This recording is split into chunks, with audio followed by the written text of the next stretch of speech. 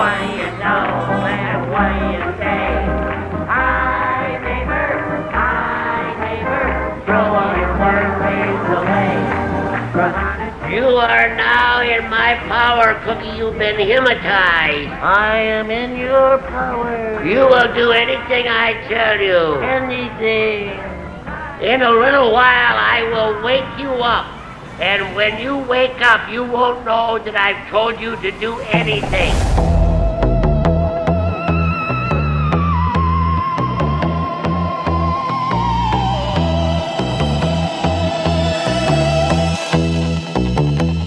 We're gonna clown around.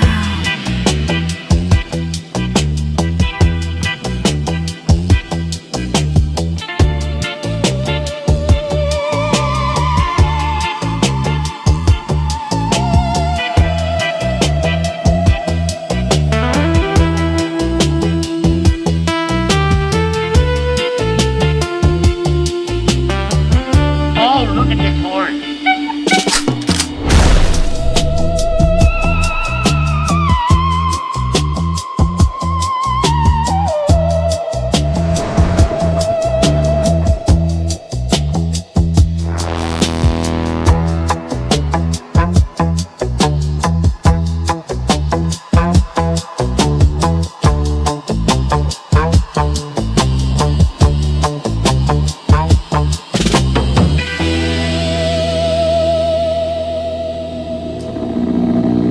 Clown-based life forms.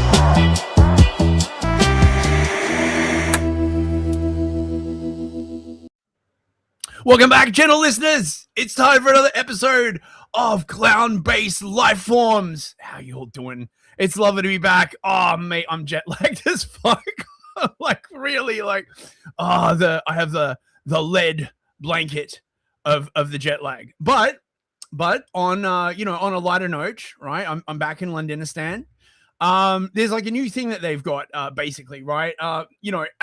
Because the demand for stabbings is so high, the government's come out with this like new thing, where you've got to basically like sign up for a slot to get stabbed, right? It's very, very important you get like tax breaks, okay? But because the government is so inefficient, I now have to go to like a Pakistani gang and get them to book me the stabbing appointment instead. So, I mean, I just don't know what, I mean, I want to get stabbed, right? Obviously for the good of the country, right? And, and to, counteract my whiteness and stuff like that. But it's the government just makes it so complicated. I'm tempted to just go out in the street and get myself a black market stabbing the way things are going. I don't know. How you doing, Aaron? Is it supposed to look like the ashlands of Morrowind outside? Because I think our invasion of Canada has gone over really well, is what I'm saying. We vaporized half their forest, and now I live in an ashen wasteland. Yes. Well, actually, we did that. Right.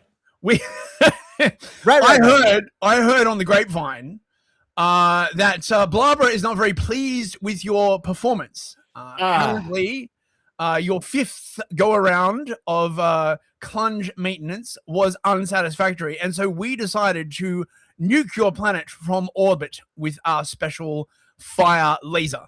Unfortunately, it's manned by diversity hires. So instead of hitting Wisconsin, we hit Canada instead, and that is the reason for the fire and the smoke. It's all your fault, Aaron. You better step your game up, mate. Right? Look, gird those loins. Look, you need to like get into the toothiness, right? Imbibe some more ichor. You're right. I should just start a whole Silt Strider transportation company and admit that I'm a filthy knife ear and have been this whole time. So it really looks like the Ashlands. Are you actually getting like ash, like No. falling places? Oh, Nothing like that. But the sky is yellow. It looks like it's gonna storm, but instead of a tornado, it's a smoke-nado. Yeah, but think of all the beautiful sunsets you get. See, this is the thing, right? It's the circle of life, okay? Over there, Canucks may be like running around on fire, but where you are, you will just get beautiful sunsets. And look, right? Like you're a fan of like smoky flavor in stuff, right? Now everything you eat or drink will have a delicious smoky flavor to it.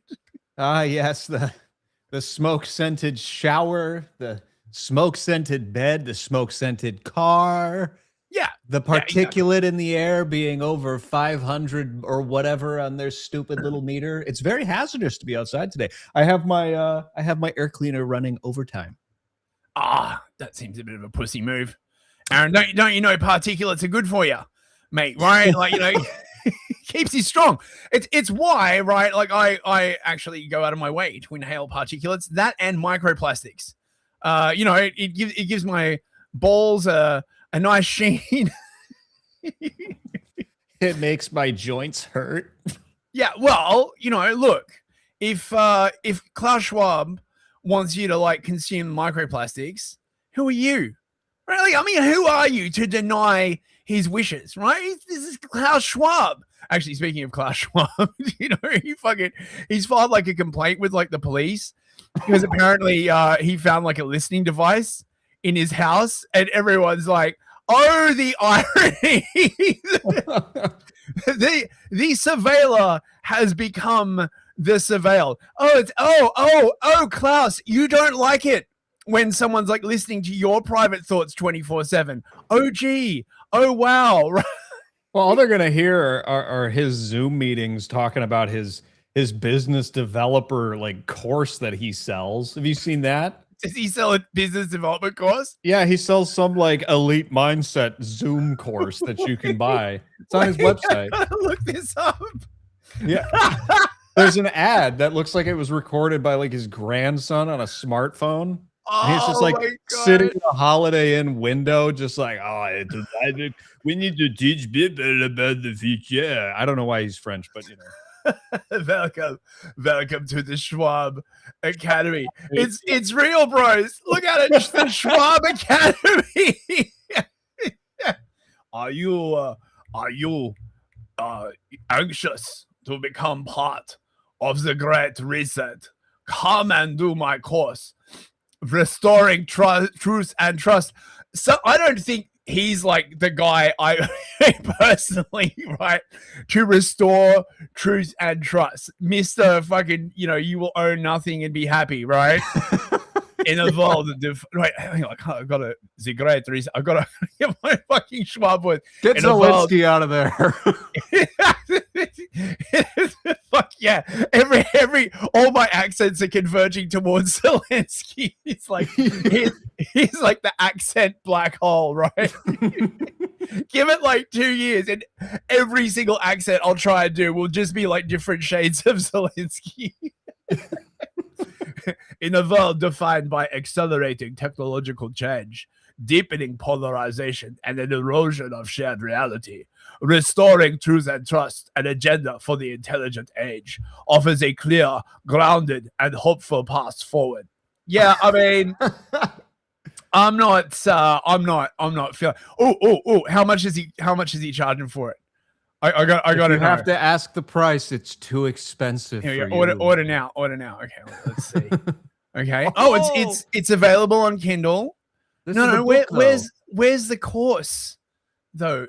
Klausy boy, don't sell yourself short, mate. Where is the Schwab Academy? Read more. No, this is reading. I don't. Where's his course? He used to do a course. I want to see the course. Fucking come on, mate. Right? Order now. No, these are just books. Aaron, you lied to me. I was like hoping that he'd be like, oh, there's a contact page. Maybe I should like message him and, you know, tell him how much I'm enjoying the Great Reset. We should have him on as a guest. Oh, God. The intelligent age explained. The future of longevity and work. Yeah, I mean, look at this one. We are all going to die. Is that a threat? Wait, do you have the tab shared? Or are we looking? Fuck! I forgot to share the tab. I'm sorry. Yeah, see, look, we are all going to die. What? I reckon next episode, we should fucking have a listen to some of these. Wait, go back up. Look at that where it says intelligent age on the right there. Does that not look like the parentheses or the whatever that you remember how people used to do that? When they were talking about certain groups, they would put those like scare quotes around it or whatever. What's funny to me is that these photos with the AI backgrounds, right? They look like COVID era edits, right? Remember when like everyone was hating on fucking like Schwab in the middle of like COVID and AI was like just starting to be a thing and people were like posting his face. Oh yeah, you had those like those recreations of that painting where God's reaching out with his finger, but it's just like a robot hand. Oh yeah, we all saw that shit. That was everywhere. Oh, this is my favorite one. The one on the top right where Schwab is looking into the future. The Great Reset, the Fourth Industrial Revolution. Fucking Klaus Schwab on Davos. Oh, all right, yeah. So he got yeeted from Davos. You know about that, right? I did hear about that. Yeah. So he did such a fucking horrible job at Davos, right? Because Davos is meant to be right, like just the elites, okay, and they're only supposed to be noticed by the other elites, okay, right? So the elites talk to each other, right? You and your filthy proletarian opinions, right? I mean, how could you possibly judge someone like Klaus Schwab? Who are you, you filthy peasant, right? And then because of his very, very stupid public pronouncements, everyone started turning on the World Economic Forum and like basically being like, you bastards did this. Actually, you don't understand. You cannot blame us for these systemic things. It's like, yeah, we will blame you because you come out and you support all this like shit, you know? So yeah, he got yeeted from the head of the World Economic Forum. Insane. And now, who was it who took it over? Top 10 anime betrayals right there. Yeah. Someone, I think it was a Gigamoo who took it over, if I'm remembering correctly, right? Like, you know, because I mean, like, you know, that's how it works. And he basically built the World Economic Forum like up from nothing, like over 40 years. I mean, obviously he had lots of elite help, but you know, so now he has been cast into the wilderness. You might say that Klaus had a great reset of his own. Yeah, I'm not shedding a tear for this motherfucker. Like, honestly. Okay, so that was an interesting divergence. Is everything good with you, Aaron? Apart from your smoky adventures, I mean, it sounds kind of film noir. Really, you know, right? Like in the smoky wastelands of Wisconsin. I mean, look, all of your cheese will be smoked now, mate, right? Like what your state needs to do, okay? All of your cheesemakers, of which I have been assured there are many, you need to come together, right? Get all the government cheese out of the cheese bunkers. I know you Wisconsinites, you got your cheese bunkers, right? You're not supposed to tell anyone about that. I can't keep a state secret, mate. Sorry, right? You know, right? Like this is why they wouldn't let me join the CIA because, right? They're like, if you came across like some incredibly like mind-bending state secret, would you be able to like tell no one? And I was like, yeah, probably not. And they're like, well, you know, you take all the government cheese out of the bunkers, right? Line the streets with it like a cheese parade. And then all of the smoke, all of the delicious smoke from the tire fires and the burning Canadians, right, will impregnate itself into that cheese. And then you can sell it as like smoked Canadian, right? Smoked Canadian? Yeah. Yeah, well, you can sell it to the Eurocucks, right? And they'll be like, oh, smoked Canadian. Oh, that sounds fancy. At least it's not from those horrible Americans. Amazing. You know, this actually reminds me of one of the first like actually posts I ever saw. Mm-hmm. So it was like, actually, Wisconsin isn't the cheese capital of the United States. And then they said something stupid like, you know, it's California or something like that. And I remember being very young and hearing that and being like, my entire identity is destroyed. I am not a cheesehead. It was always a lie. Well, I still don't know if it's true or not, but I refuse to believe that Wisconsin is not the cheese capital of the entire universe. I also refuse to believe this, right? I have been told many stories about the horrible conditions in the cheese mines before you reform the labor laws. They get like 9-year-olds down there, right? Like chipping Gruyere off the off the walls, right? My first job. not to mention all the accidents they had in the Gorgonzola pits, right? Like, oh, terrible, terrible. You know, they come out at the end of a shift, you know, stinking of Parmesan. We don't talk about the Gorgonzola pits. I'm offended. It's making me hungry now. Go for a Gorgonzola pit. Do you like Gorgonzola? I know of cheddar and smoked cheddar. Oh, mate. Okay, so one advantage, right, to living in Eurocuck land is you do get access to many different kinds of cheeses. Okay, and proper like Italian Gorgonzola is like it's like runny and like slimy, right? It's a bit like Blabra, basically. Right? It's very like, you know, it's like runny blue cheese. It's amazing, right? Like, I mean, of course, you wouldn't know about that, you filthy provincial, would you? Casual. No. We have two flavors of cheese here. We have the stuff you put on a pizza, and Velveeta, and that's Velveeta. Yeah, isn't that like weird sort of cheese spread? How that's like, dare you? Velveeta is the sacred slop brick of the Wisconsin demilitarized zone. I don't know. It's like, so what you're telling me is that the national flag of Wisconsin is like a block of Velveeta carried by suffering children. Well, yeah, that and a Culver's logo, you know. Yeah, I thought Velveeta was like sort of like a cheese spread, like a cheesy Mucomax, basically. No, it's like a block. You're thinking of Cheese Whiz, which is the other sacred food of our people. Note to self: release new cheese flavored Mucomax, Muco cheese. It's gonna be a hit. I'm telling you, right? Like, yeah, look, especially when we get in with the government, we force you guys to consume it, right? That's how you really get a product flying off the shelves, right? Is you mandate that people have to consume it by force, right? That's how the US dollar is like so popular. Oh god. Okay, so welcome everybody in the chat. I'll just say hello to the chat. Ardent Party, of course. Wait, what did he want to be called? The most ferocious mod in the business, I believe, is his sort of preferred title now, right? He's furious, right? He's a force of nature. He's a Canuck. He's probably the reason why all that smoke is blowing down in Wisconsin, right? Just him, right? And his modding ability, right? Driving clouds of like smoke before him. Good to see you, Ardent. We got CVA, Glenn Llewellyn, Andrew Animatics, Mr. Mystery, Arthur in California. Good to see you, Arthur. Dillweed. Anybody else? Top Rob. I know Sadie Sapiente's in here. Never Goon. Good advice. Jay Christ. We've got a bunch of people in the chat. Oh, it's lovely to see you all, guys. If you wait, what was that? Is it Punted King? Mate, I'm getting my windows confused. Welcome everybody. Punted Kitten.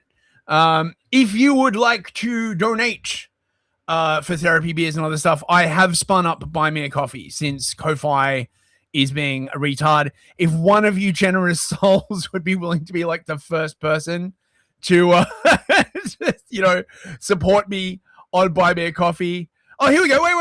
Wait. Oh my god. We've already got one. No way. Yes way. My first support just came in. Woo. Let's go. Look at this. Hang on. It's like, share this moment. I will share this moment. It's from just on to some slop, shall we? Now, real quick though, before we move on, please. About the Ko-Fi thing, it might just be prudent to double check. I think I saw a note on the right there, but I also wouldn't bring up the screen because it's showing people's emails on there. Yeah. But I'm pretty sure I did see a note on there. A note? Yeah, when you click the donation, I think there was a note that appeared on the right. Yeah. I accidentally doxed his email address. I'm so sorry, isn't it? No. fucking no, this is not ideal, right? The way it shows up is like it automatically shows everybody's fucking email address. What the fuck is with that? So we'll just have to read them off screen. It's no problem, right? Okay, wait, we got one from Zeke Buckaroo.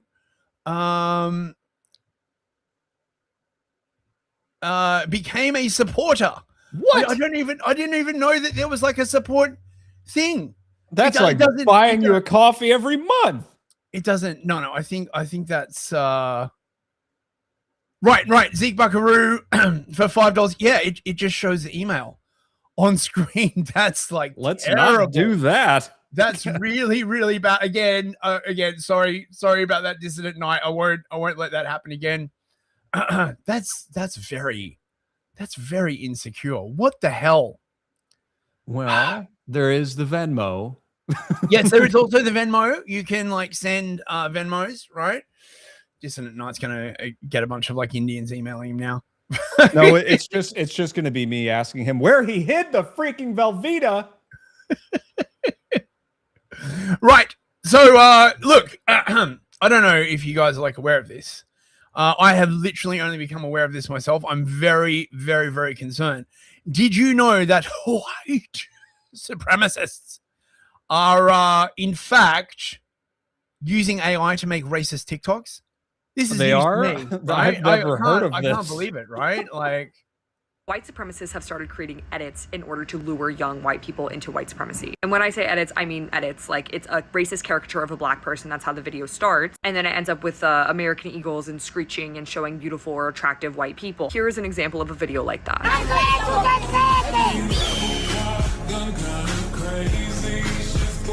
As you can see, the point of this video is to demonize black people or brown people and to literally say white people are the best. It's the subtext of reading between the lines, and this type of video is getting pushed out like crazy. Literally, just look how many likes there are. I had so many of my followers tag me in this video saying, hey, like, you should make a video about this. And so if you are a parent and you have white children, you really, really need to make sure that they are not consuming this type of content. This is the way that white supremacists are fully indoctrinating young kids. White parents already teach their kids racism for the most part, but to see it explicit and glorified, extremely concerning, especially because social media is not going to prevent these videos from being shown. They enjoy pushing this content out. So please be mindful of what you're consuming, and if you see any racist edits like this, immediately do not watch them and report.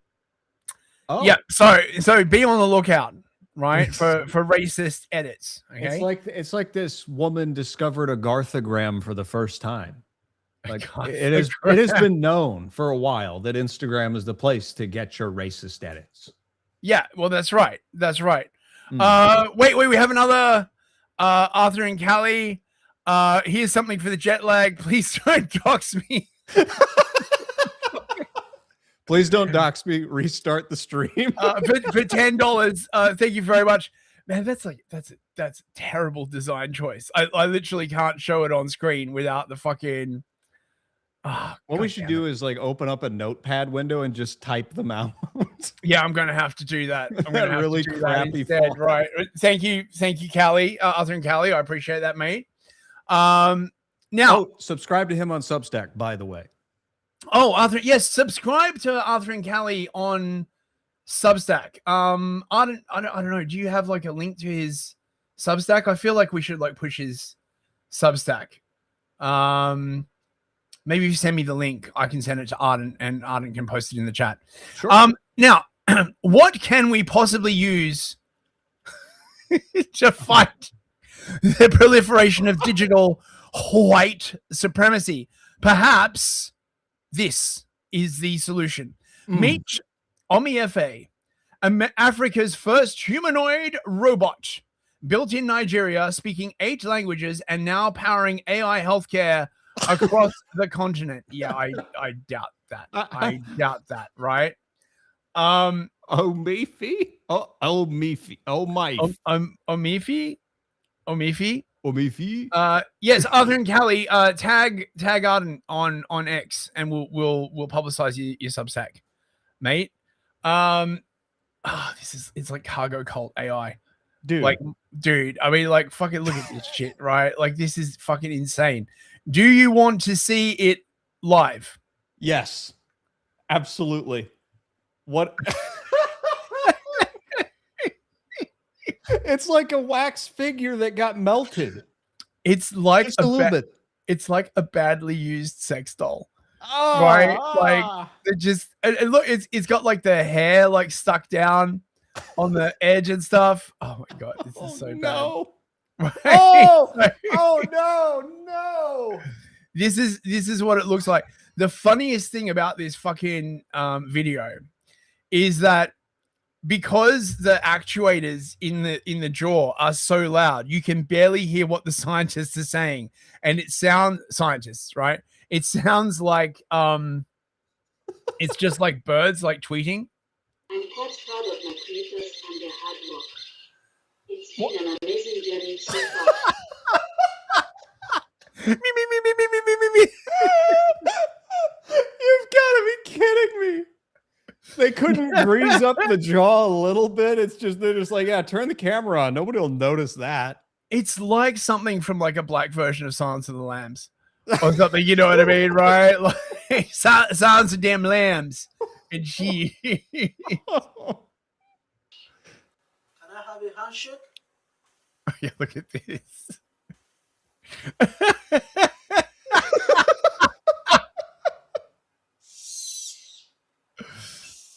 Thank you. Oh my gosh. Culture. African peoples and cultures are incredibly diverse and varied. Look at the look on his face. It's like, I have discovered AI. You know, it's just basically linked to like ChatGPT, right? There's no fucking way these guys like spun up like an LLM, okay, right? This is just like, oh my god. African culture is often characterized by a strong sense of community and interconnectedness, with many people having close family ties and legal and trading communities. African culture also emphasizes the importance of storytelling, music, art, and ritual, with many African cultures having their own distinct traditions and beliefs. What's your intelligent question? What's your IQ? My intelligent question would be, what are the most important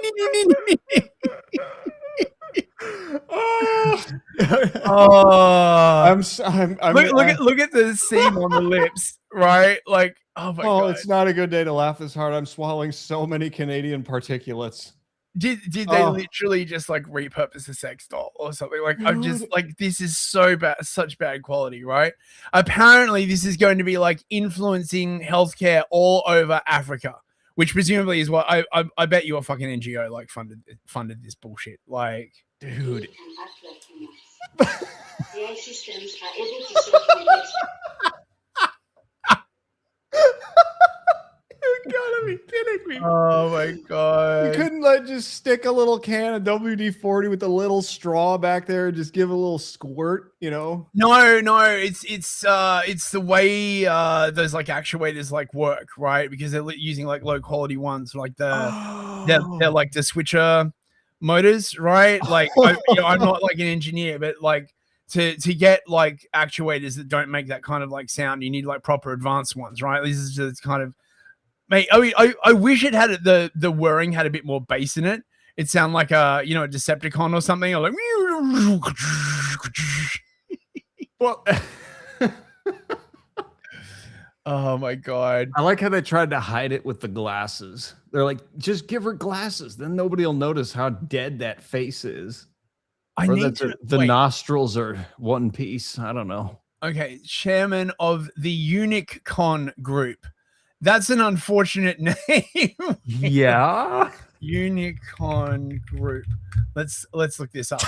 Shall we chat? Here we go. Right. Driving Africa's digital transformation. Let's go. Let's go. Right? Oh, and like a little fucking like chatbot like immediately like pops up. Like, fuck off. Let's see. They have subsidiaries.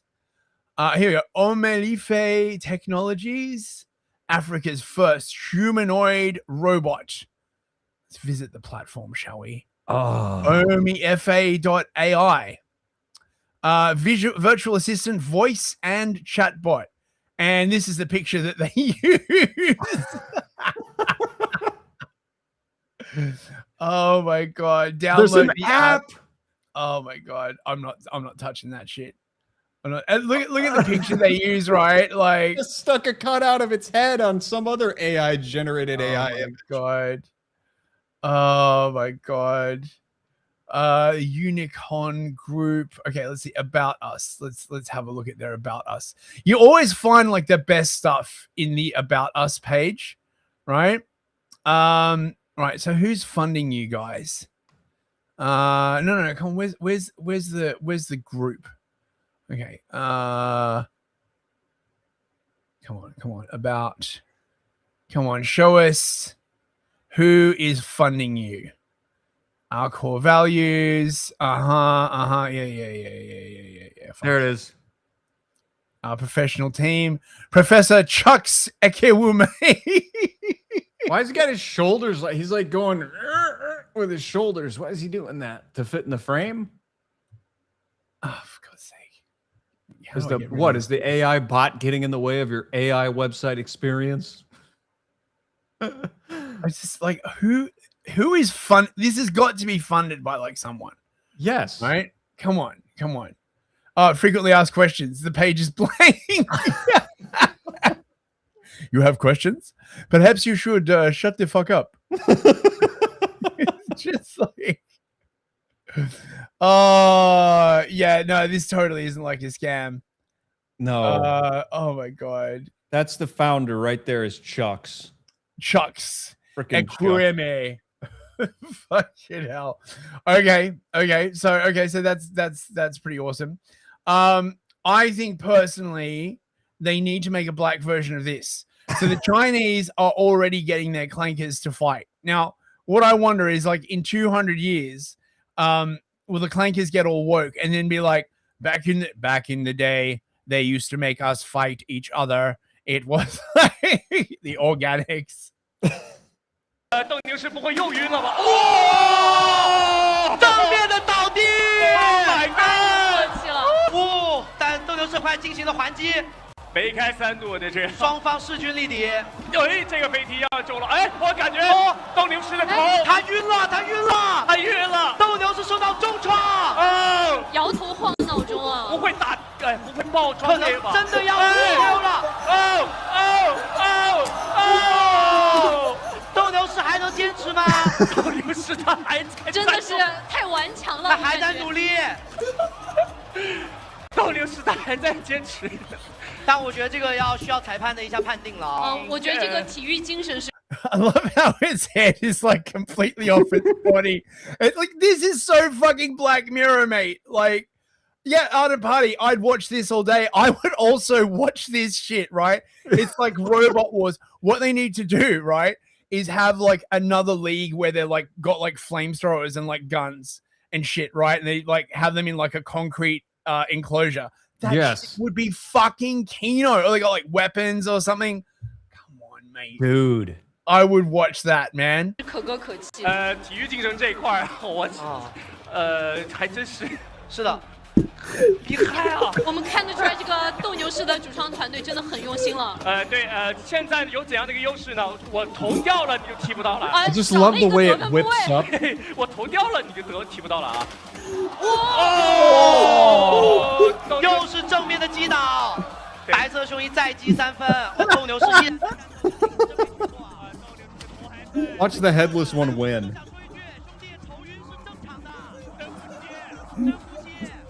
Come on, Mighty Morphin Power Rangers.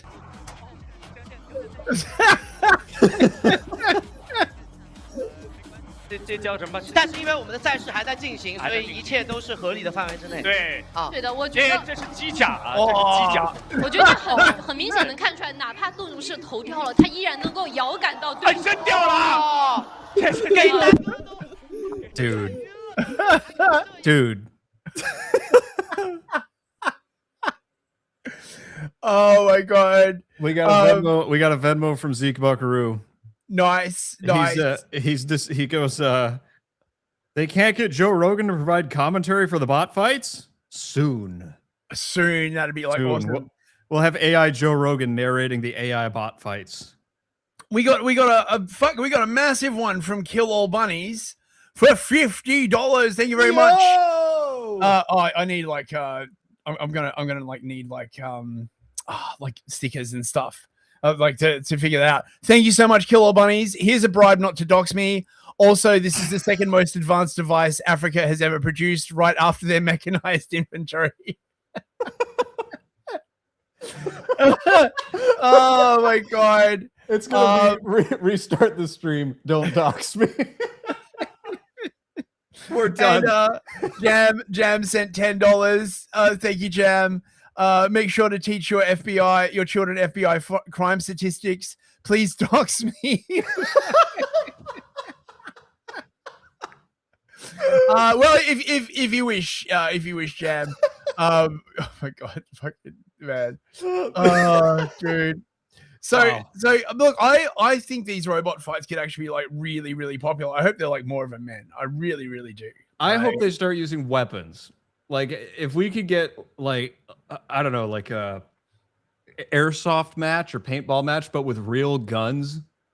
Oh my gosh, that would be so cool. Yeah, it'd be fucking awesome, man. Right? Like red team versus blue team. They all got like fucking airsoft guns. That'd be fucking awesome, man. Right? The future of entertainment. Incredible. Now, Blabra sent this to me, Aaron, right? She's very worried that you're not getting enough of your black women vitamins, okay? And she basically said to me,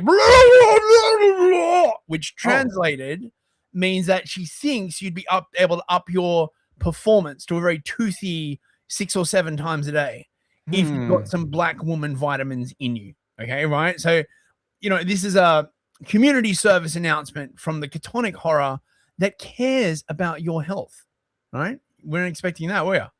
Not at all. Look at that freeze frame. Size fits some routine. It's time to find one that fits you. Meet Black Girl Vitamins, the best vitamins and supplements created for black women by black women to provide effective and delicious science-backed solutions for our community that empower a wellness journey tailored to our unique needs. Unique needs? Did you know that 82% of black women suffer from vitamin D deficiency? Are Really? 3 times more likely to have anemia and are more. Yeah, you know why that is? Yes, of course. It's because they black living in like temperate climates. So yes. Oh my god. More likely to experience severe symptoms of PCOS. And I'm just finding out about this. Black Girl Vitamins has your back. Just by adding vitamin D3 to your routine, you can strengthen bone and muscle, increase energy levels, boost immunity, and more. And you're right.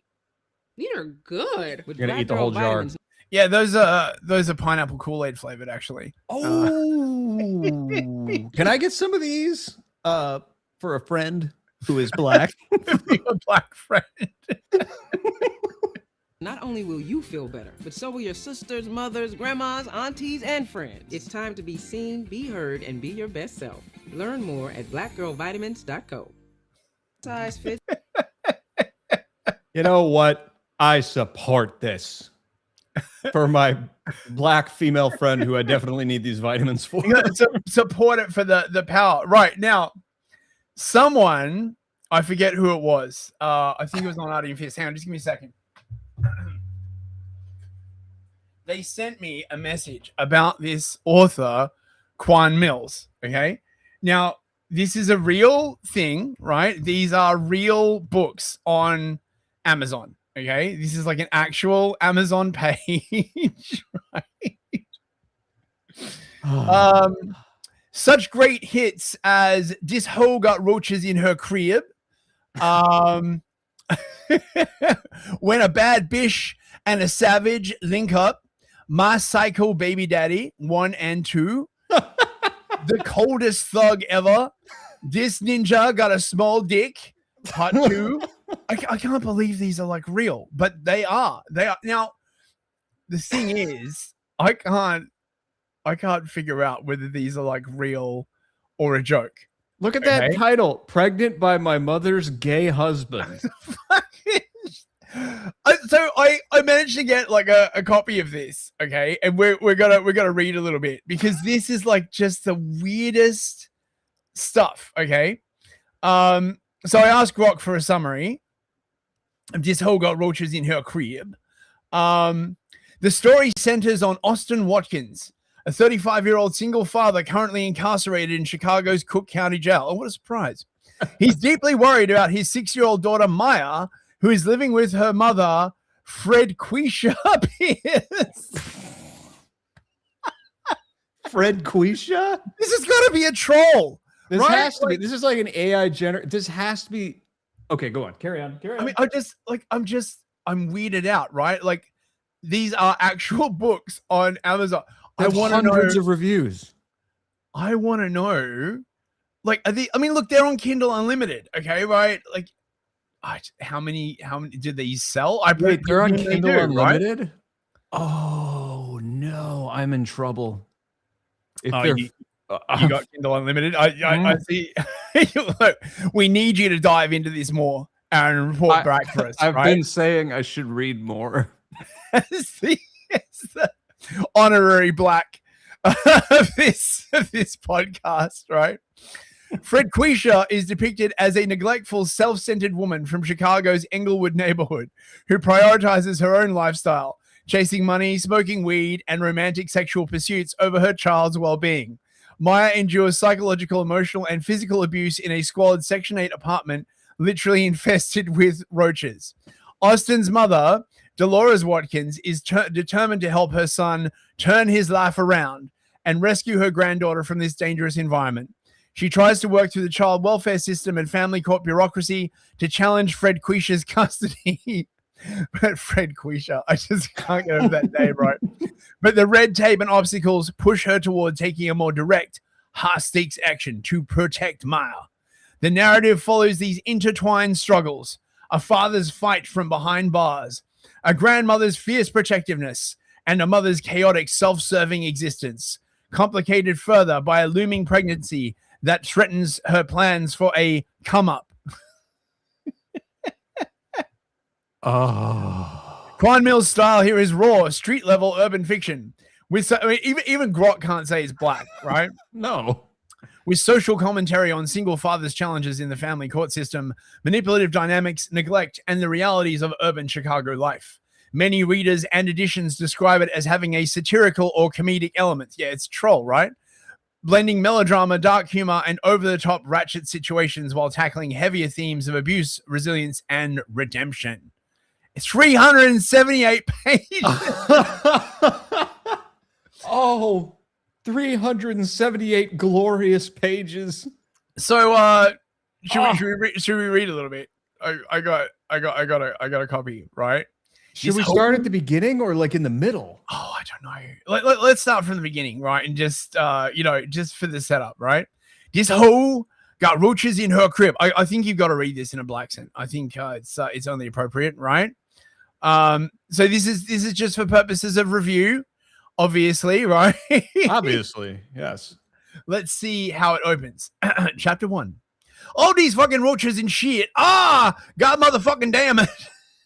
What a great line. See, you see, he communicates the entirety of the story in that first line. Really, really sort of, a strong opening there from Millz. Fred Quisha's murderous gaze was laser focused on the 5 black brownish roaches, all ranging in sizes. And a bitch ain't got time for this today. I'm hungry, and a bitch needs to get her pussy ate.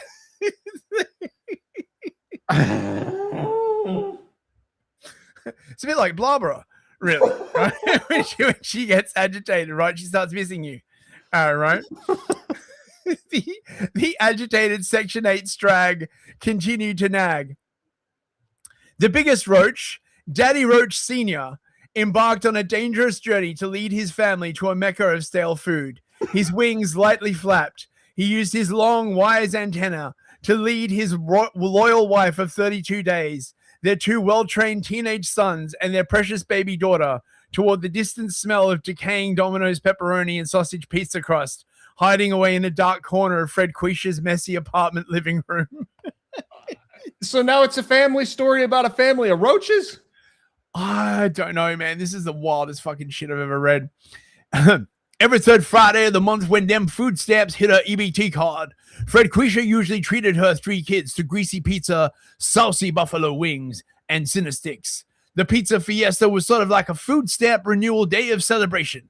Truth be told, though, the pizza was also a way to get them motherfucking kids temporarily off her flabby, tattered back.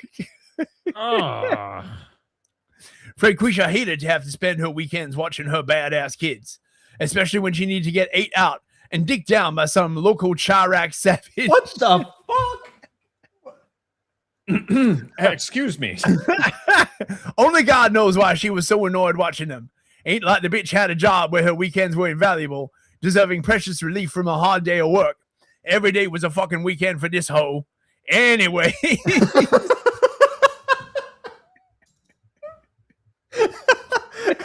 Every day was a weekend for this hoe. Anyway, it sounds like Uncle Ruckus could be reading this. This is like 4chan, the book, right? Yeah. Like, it's so fucking weird.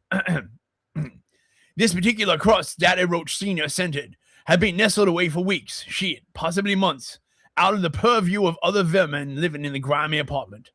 See, I mean, right, purview.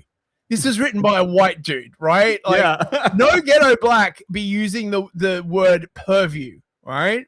It's possible. You know, Possible. It's one of them $10 words or whatever. You know, had Frequisha's mama taught her the importance of admiring cleanliness as a virtue, the months-old crust would have been a non-issue.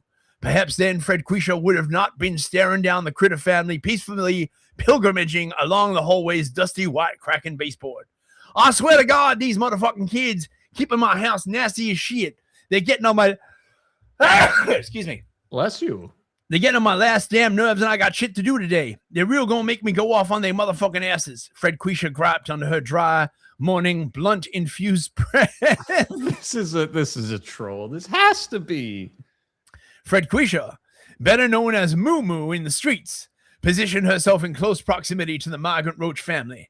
A bitch was ready to go to war against these critter enemies invading her living room. Her eyes turned to homicidal slits. A butterfly of anxiety flapped its wing in her growling, empty stomach. Frequisha knew roaches were hard to motherfucking kill. If she was going to be victorious in offing this sneaky fuck roach, ninja roach, and his family, she needed to smite hard so she could crush their organs, killing them on instant impact. Frequisha raised her right foot, leaned down, and then pulled off her Walmart black flip-flop. Now armed and dangerous with the $2.99 plastic flip-flop in her hand, she slowly and carefully hovered her weapon of choice over Daddy Roach Sr. His long antennas wavered side to side, unaware of Frequisha's looming death plot.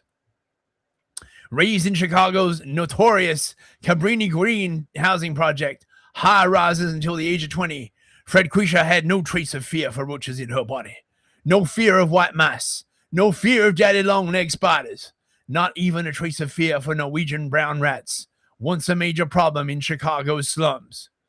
Ducking and dodging at the sound of rapid gunfire was the most valuable tool any young ninja growing up in Chicago's fucked up and ultraviolet housing projects had to learn quickly. And then the next valuable housing project survival skill young ninjas had to acquire was the art of killing roaches. All right. Fear of stray bullets aside, any child, regardless of socioeconomic status, starts off with an innate fear of insects, bugs, and other creepy monstrous creatures. Nonetheless, young project ninjas were taught to cultivate Japanese samurai warrior-like fearlessness. Wait, I'm confused. Samurais and ninjas? Hang on here. What's... Who's the Daimyo in this situation, right? Why? There's a 99.999% chance these kids are going to be roommates with bugs until the day they leave their piss-smelling public housing residencies. Dude, this is like so fucking like, oh my God. This is too much, man. This is too much. I mean, you have to, even if it is a troll, right? The dedication of writing multiple volumes of 350 pages of this. Yeah. This is like criminal insanity at some level. Quan Millz is the profound and prolific writer from the sizzling streets of Miami, Florida. Now residing between Chicago, Illinois, and Los Angeles, he is known for his gritty, graphic, and gut-punching urban tales that depict the real and rawness of Black urban life. His deeply detailed and visual storytelling talent gives readers a view of the roller coaster of emotions that many endure when trying to climb their way out of dark struggles in the inner city. He is the author of the Gutter Ho Dreams and Crack Ho Dreams series. I like the Twitter and Facebook logos there at the end without an address. Oh, you can click it in the PDF. No. Yeah, no, he's on Twitter. No, they're actual like links. I hope he's real. I hope he's real. Okay, I can't read any more of this. It's too much, mate. It's too much. Shall we? What else we got? What else you got in this stack there? That was so last week when we was talking about the mother plane and the baby planes and the words of Louis Farrakhan, I was speculating that Nation of Islam is basically Scientology for black people. Turns out my instinct was correct. There has been crossover between Nation of Islam and Scientology, right? Which makes you wonder, right? I mean, I don't know who. I mean, there's been a lot of speculation as to like who set up Scientology. You're familiar of like the story of like Hubbard's like early life when he was hanging out with like Jack Parsons and all the Crowleyites, right? Oh yes, I just went over that today on a stream. Oh, did you now? I did. I told all my listeners, if you want a deep freaking rabbit hole, Jack Parsons. You will never find the bottom. To those who are not familiar, by the way, with this story, okay, Jack Parsons was a rocket engineer who worked for JPL. What's the name of the Jet Propulsion Laboratories in Pasadena? I think it was, right. He was a rocket scientist, okay, and he was like really into like Crowley, and then he met Hubbard, and Hubbard stole his wife, if I'm recalling correct, right? And then him and Hubbard and Parsons' wife decided to like flee on a yacht. Now, Parsons apparently was working with Hubbard on creating a moon child, okay, which is where you impregnate a woman while using like all kinds of like spooky black magic and try and like import a demon into the child, right? Totally wholesome activity and not like at all like horrific and apocalyptic or anything like that. Crowley apparently got wind of this and was like not happy. It was like, Parsons, you fool, don't do it. You don't have the necessary jizz or, you know, whatever. Okay, right? So Hubbard steals Parsons' wife, steals his yacht, and then they're planning on like buggering off to like, I don't know, the Caribbean or something so they can like be together and whatever. And then Parsons like does some like ritual magic bullshit and this huge ass storm rolls in and Hubbard and his wife have to turn back to shore. And then Hubbard gets like arrested. Like that's the basic story, if I've got that right. Yeah. Pretty close. Yeah. Yeah. So the question of who founded Scientology, I don't know. Anyway, right? He certainly made a lot of money off it. Okay. So everybody knows about Church of Scientology. This is from Daily Beast, by the way, right? In 2018. So this is an old story, right? I just only really discovered the Nation of Islam recently. Okay. But few are aware of Scientology's close partnership with the Nation of Islam led by Louis Farrakhan. The approximately 20,000 strong black political and religious movement was formed in 1930. 1930? Mm-hmm. No shit. Yeah. I had no idea it was that old. To improve the lives of black Americans, but in recent years has come under fire for its anti-gay, anti-white, and anti-Semitic views. You notice the way they always like turn this around, right? The most important problem is the anti-Semitic views, right? Followed by the anti-gay, and finally, like, maybe they care that they're anti-white. But for some weird reason, they always stick the anti-Semitic one at the end, like it's just, oh, you know, no one, you know, really, we're just mentioning it, you know? Farrakhan, a vocal anti-Sitrite, found himself back in the news recently when he was cited as one of the reasons for the implosion of the Women's March. Really? With some leaders of the movement accused of supporting Farrakhan and parroting his anti-Semitic talking points. The alliance between the Nation of Islam and Scientology, the black-white crossover, was hatched in the mid-aughts when the late Isaac Hayes, one of the only famous black Scientologists, approached Scientology leader David Miscavige and asked why the religion wasn't doing more to court black Americans. Now, you guys remember Isaac Hayes. He was the voice of Chef in South Park. Wasn't he also like a film star before that? Wasn't he in Shaft or something like that? I don't know for sure. So Miscavige reached out to the Nation of Islam, and by 2010, they began promoting the benefits of Dianetics, the core set of ideas pushed by L. Ron Hubbard. During a sermon in Chicago on July 1st, 2012, Farrakhan proclaimed to his acolytes, "I found the tool that I know can help us, and I thank God for Mr. L. Ron Hubbard, and I thank God for his research and teaching." No shit. Interesting. Okay, so yeah, there's a lot of like, because this is like, oh no, is this just, oh, this is just advertisements that are blanked out. The Nation of Islam began administering self-improvement courses, or the introductory courses that people take to enter Scientology that are disguised as innocuous self-help courses. They now call him the Honorable LRH. Are you serious? The right Honorable L. Ron Hubbard. Oh. They now meet in Scientology buildings. They now are being bestowed with Scientology awards. And within the Nation of Islam, it's now a celebrated thing that the first female went clear recently. And in 2015, the first male went clear, referring to one of the most advanced statuses in Scientology. That's not true. That is not true at all, right? Being clear is just the first part, right? Once you're clear, you've then got the bridge. Did you know about this, Aaron? Oh yeah. Oh yeah. Yeah, right? So being clear is just the first step of many, right? And you got to go on the bridge, you got to like learn about Xenu, all that like stuff, right?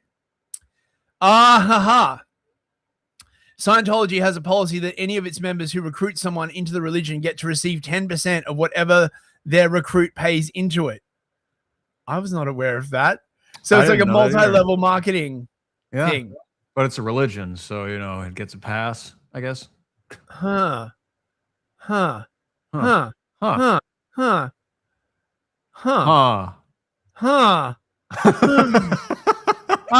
just saying. So Farrakhan must be getting a lot of money out of that. Oh yeah, for sure. Okay, so all right, so yeah, drama. Let's see, what's this? For on SPTV. Guys, as soon as I saw Mike Rinder's blog post this morning, I knew I had to do a video about this Nation of Islam craziness. Let me share this with you. This is from Mike Rinder's blog. Speaking of which, if you haven't yet purchased Mike Rinder's book, A Billion Years, what are you waiting for? You got to read this book. It's incredible. Okay, so this blog post, guys, it's hard to even know where to begin. Let's just start reading here. Tony Muhammad, Operating Thetan.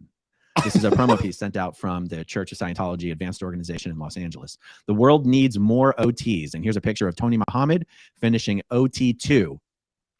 Okay, real quick, I want to give a little bit of background here. So back in, I forget what year it was. We're going to look it up in Wikipedia here shortly, but let's just say 2005-ish. No, it couldn't have been. Anyway, it was about 15 or so years ago. Louis Farrakhan, a friend of his introduced him to Dianetics. And Louis Farrakhan had some Dianetics auditing, and he felt that it helped him relieve some trauma from his youth. And he started pushing the members of his organization, Nation of Islam, to do Dianetics, study Dianetics, train to become a Dianetics auditor, co-audit, partner up, audit Dianetics, and achieve Scientology's state of clear. Now, I remember back in the day when this started, there was a heavy, heavy emphasis that it was only Dianetics, not Scientology.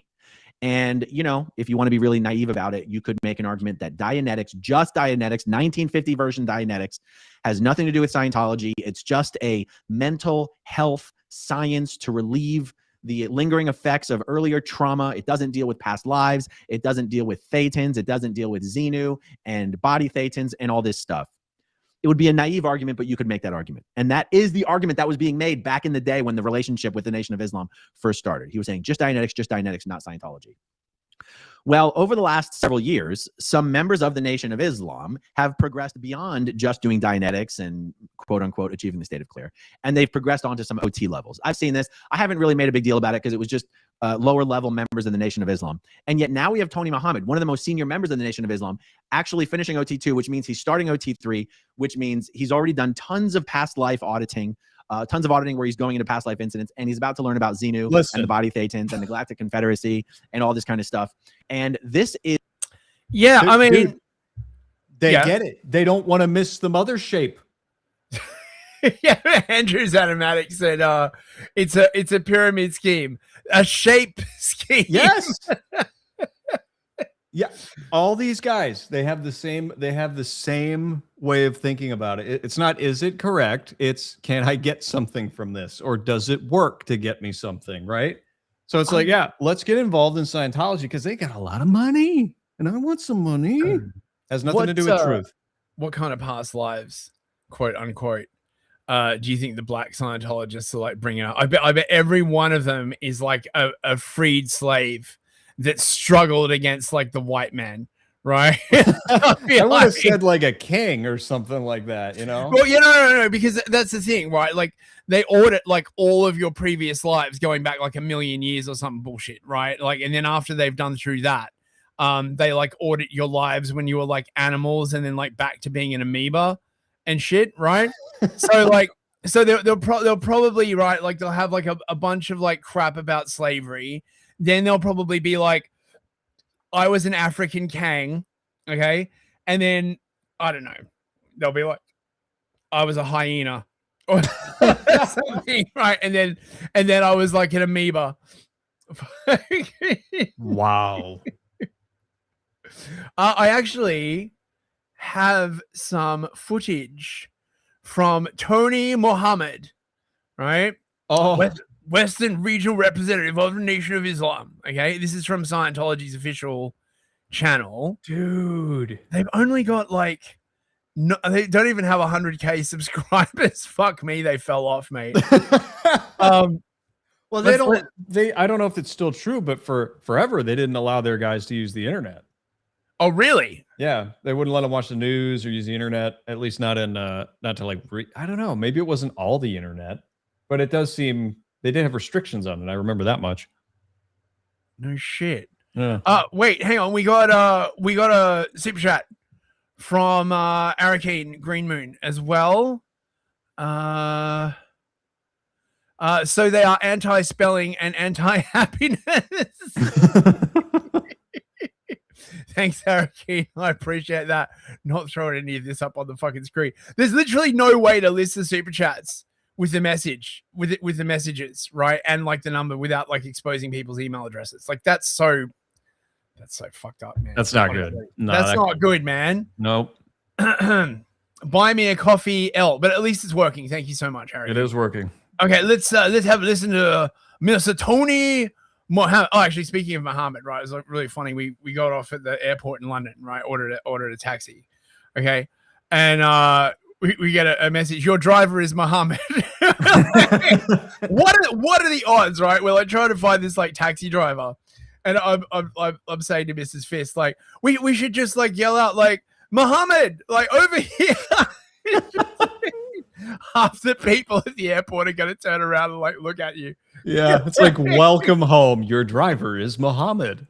Yeah. Hello. Oh God, fuck it. Oh, London sucks ass. Okay, Tony Muhammad, Minister Tony Muhammad. Thank you very much.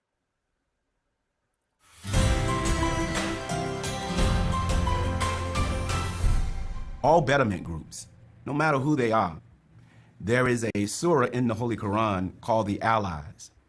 And in that particular surah, it talks about those who believe and want to help man should stand shoulder to shoulder in ranks. See?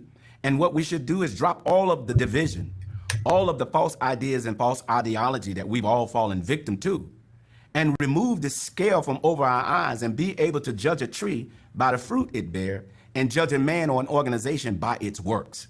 The works of the Church of Scientology should be held in high esteem of us all. So groups like the Nation of Islam, the Catholic Church, the Muslims all over the world, if we see the good of one another, we should take that good, learn from it, get in exchange, you see, do what other nations do, trade to the point of where we're in exchange. And so I'm just thankful that in this hour that I found a betterment group, that we were told in the Nation of Islam that at a time in our development, we would meet other purified people who would show us things that we can be in exchange with and take tools back to our community and help our people.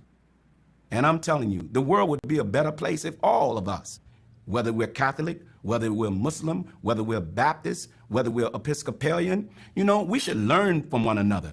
And that's what I... No. No, no, we should not. Why not? What if they have things to teach us? I want to know about Xenu. Yeah. I mean, I noticed he doesn't mention Buddhism, which is like funny, right? Because he's leaving out one of the three key religions there, right? Oh, you know, the Hindus, right? We have so much to learn from the cannibal Aztec tribes, right? Really, that's what I use to really inform my Christianity, right? Is to take wisdom from the ancient Aztecs and their human sacrifice rituals.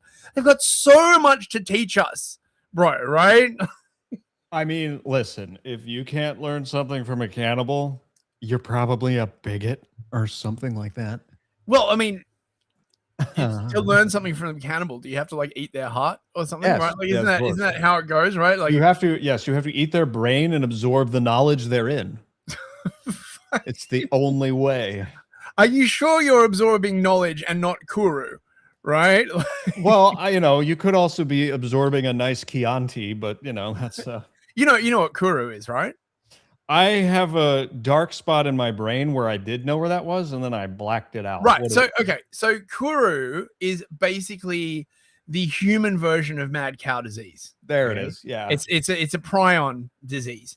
And you get it from eating human brains. Okay. And it's a progressive degenerative disease that like rots holes in your brain, right? Everyone's seen like footage of like mad cows and they like, you know, they're stumbling around and stuff. That's what happens to you if you get like Kuru. And the reason you get it is from eating infected brain or spinal tissue. Dude, it's as if God was telling us, don't do that shit. Yeah, well, the wages of sin are death. I think I read that somewhere. Right? Oh, see, I thought that was more figurative. I didn't think it'd be like real.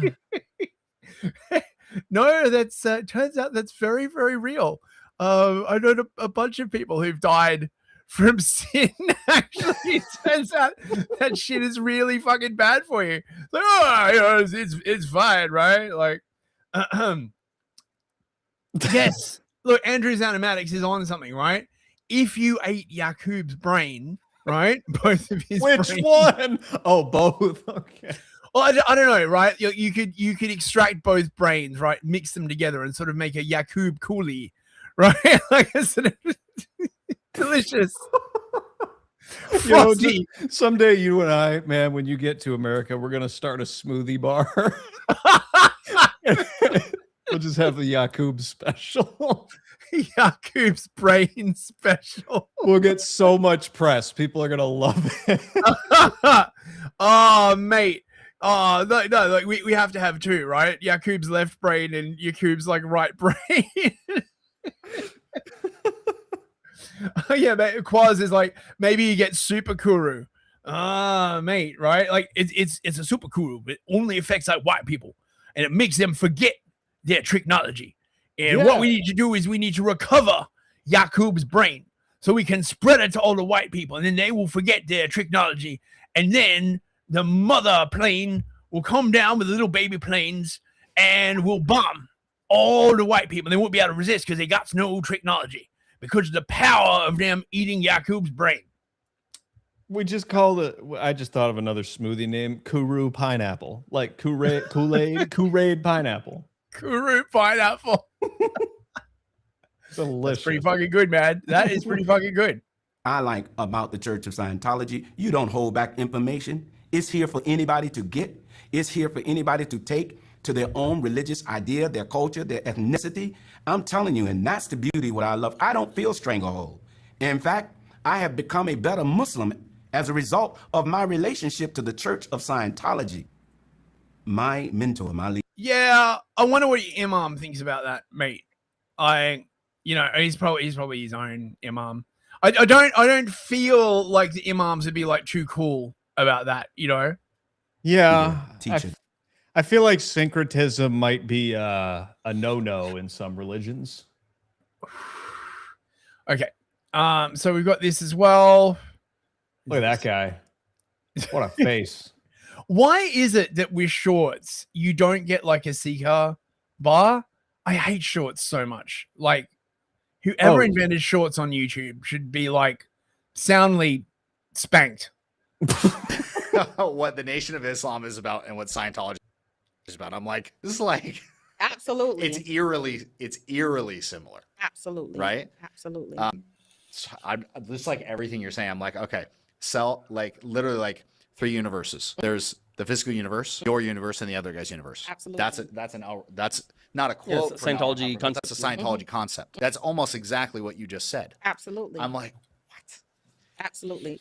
And that's why I love the teachings and the technology. Minister Farrakhan actually said the supreme wisdom, which is a technology of the nation, and the supreme technology, the same supreme wisdom and the supreme technology, that he was going to marry the two together. Oh, wow.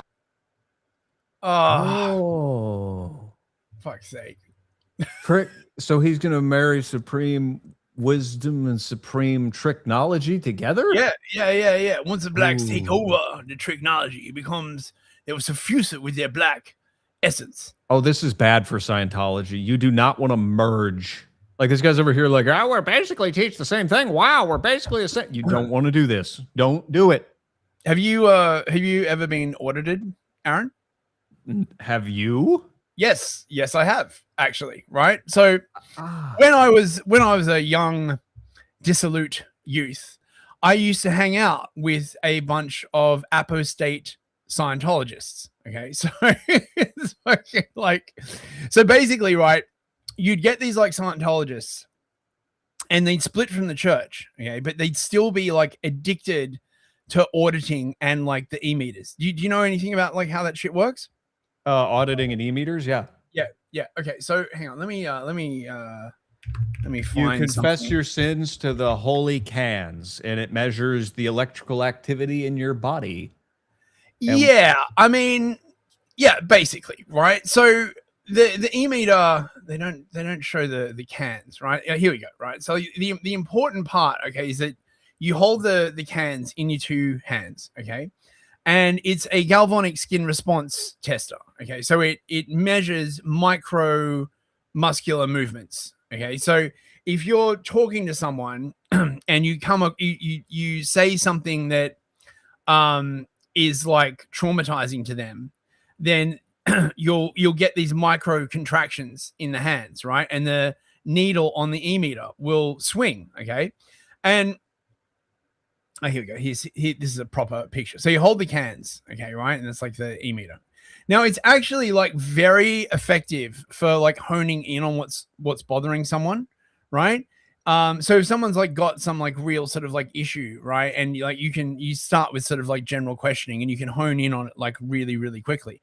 But it can also be like used very abusively because it is sort of like a way to like bypass people's like sort of natural defenses, right? If someone doesn't want to talk about something traumatic, you can like hone in on it like very quickly.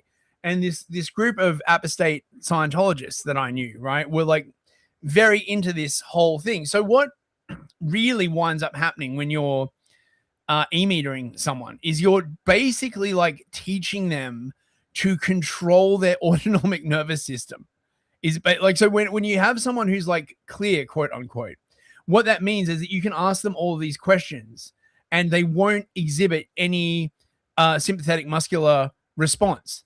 And I mean, if you remember, you know about like the first woman who was like declared clear? No. Okay, so this was like a big fucking like deal.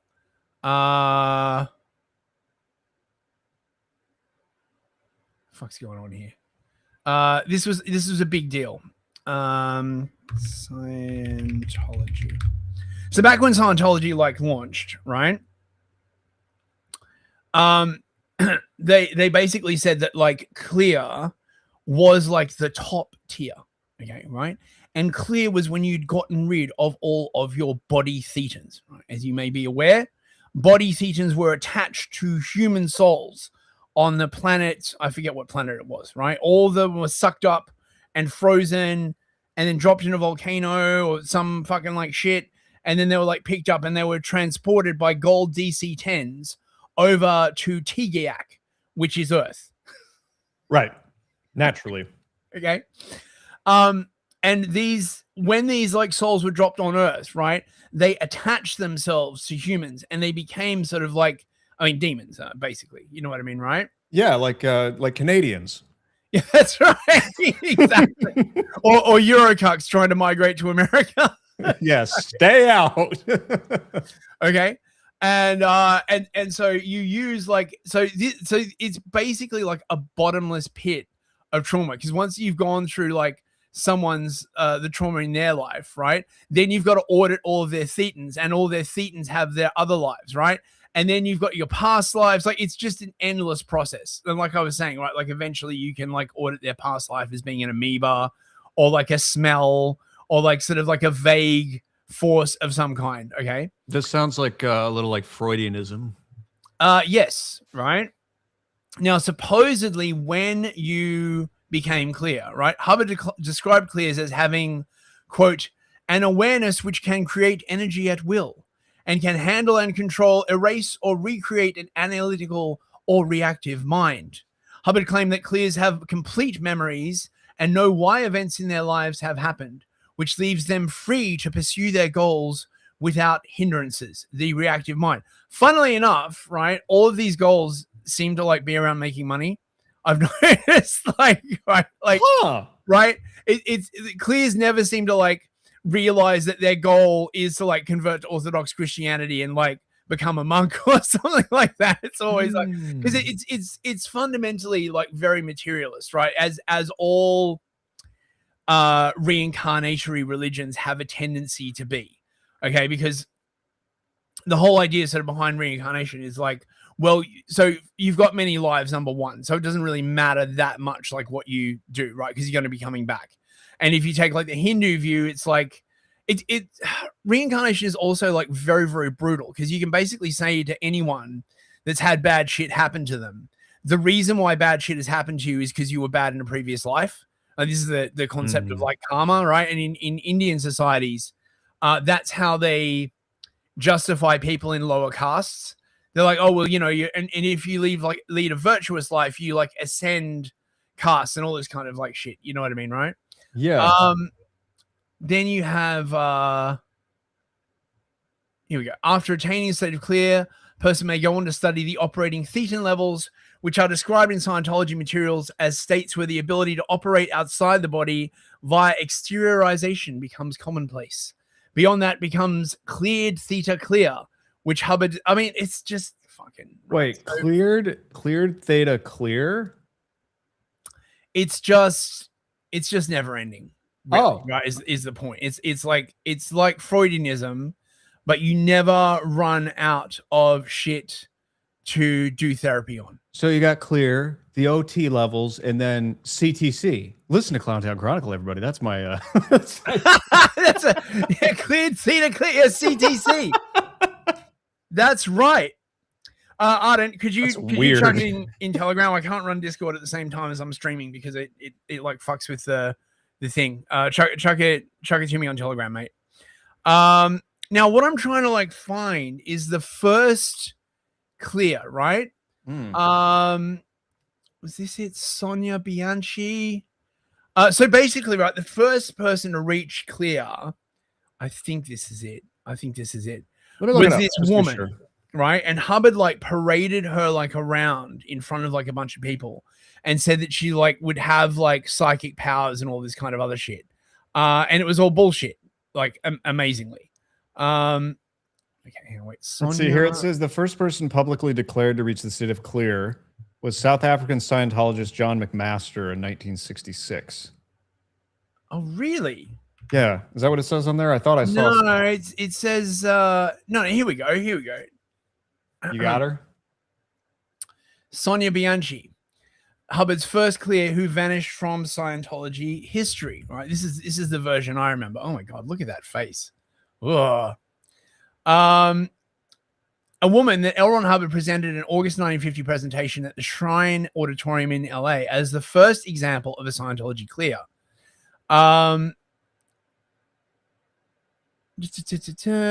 Yes, right. So being clear supposedly brought with it effects like total recall, perfect vision, and raised IQ with as little as 20 hours of the counseling techniques that he'd come up with. What a deal. So there was some pressure on him to produce results.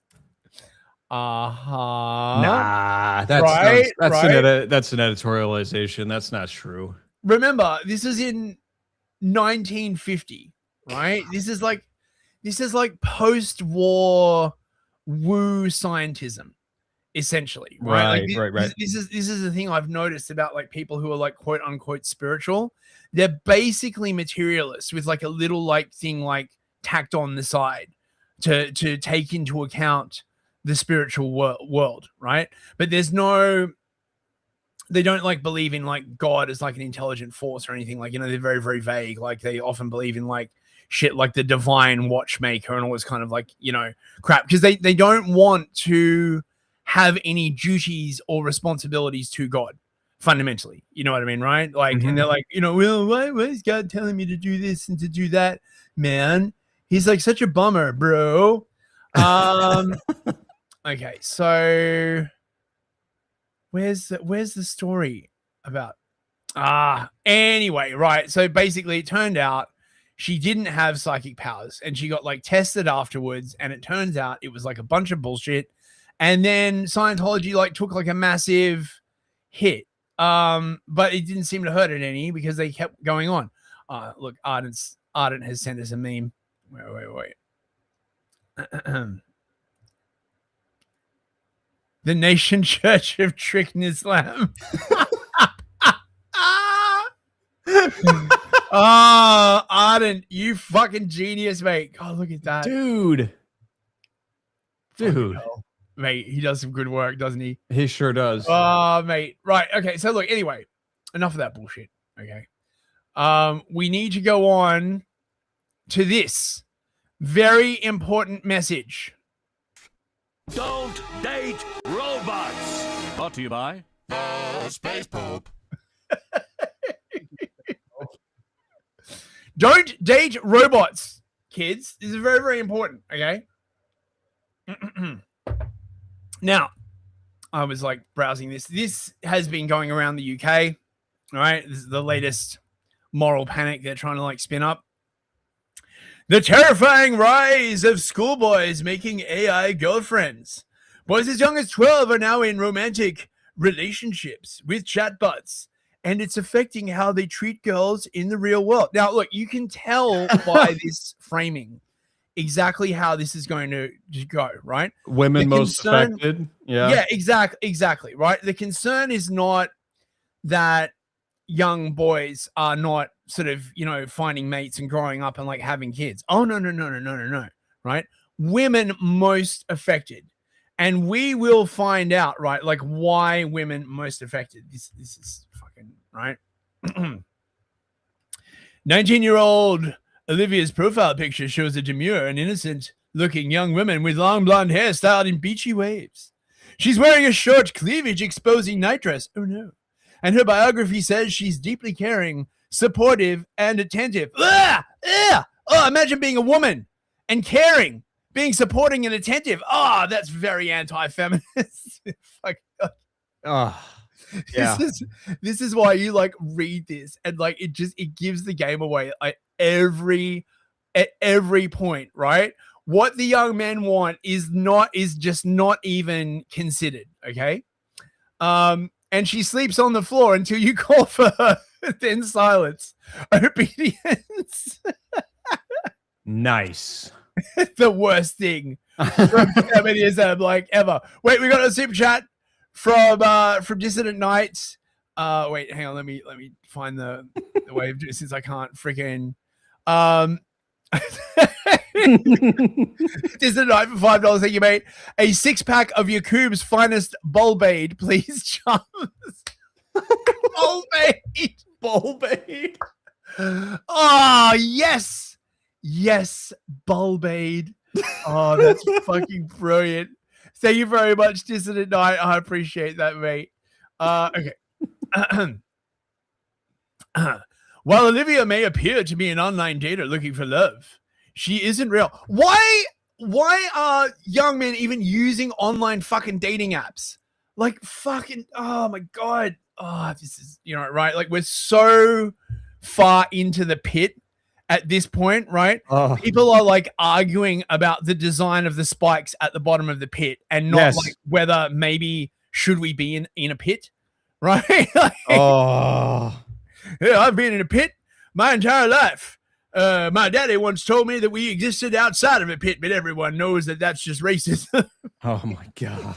That's a yearning for an idealized past that will never come back. Right? That never existed in the first place. So never existed in the first. Yeah, exactly, Yeah. right. Wait, real quick before we go on, you know the first place I noticed that specific phrase? Mm-hmm. It wasn't Hillary Clinton. It was Ken Levine. Oh, really? Yeah. When he did BioShock Infinite, he was like, I'm afraid people will like the world because it will make them yearn for a past that never was. And I'm like, brother, have you looked at pictures of the Chicago World's Fair? It did look like that. Yeah. Oh, it's made of plaster. Fuck you. I like Tartaria. Come on now. Yeah. It was made of plaster. Who cares? Tartaria was real. It was just called America. Tart America? No. That's where all the sleuts hang out, in Tart America. You can name for a strip club, actually. Oh man. Oh God. Right. Okay, let's get on with this. While Olivia may appear to be an online dater looking for love, she isn't real, not in the conventional sense of the term. This prospective love match is actually one of a growing trend of, quote, AI girlfriends. Realistic-looking artificial intelligence bots, as the kids call them, created by, quote, companion apps. Well, there's so many scare quotes in this, right? Services that are being advertised on online games played by children and on platforms they watch, such as YouTube. Listen, if you don't want your child to see YouTube ads, just buy fucking a premium plan, right? And then they won't see any ads at all. Or install Brave on your child's device, and then you won't. No, that's not the problem.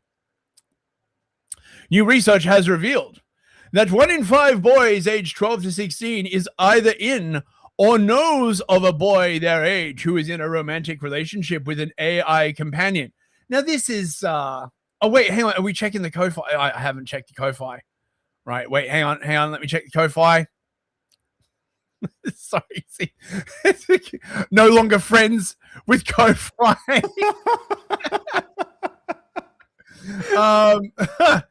We got right. Oh, we got 2 from. Oh, we've got ones on the Ko-Fi. I'm so sorry, chaps. I didn't even. We got $5 from Mikey Bikey. I'm catching up with Le Tour de France at the moment.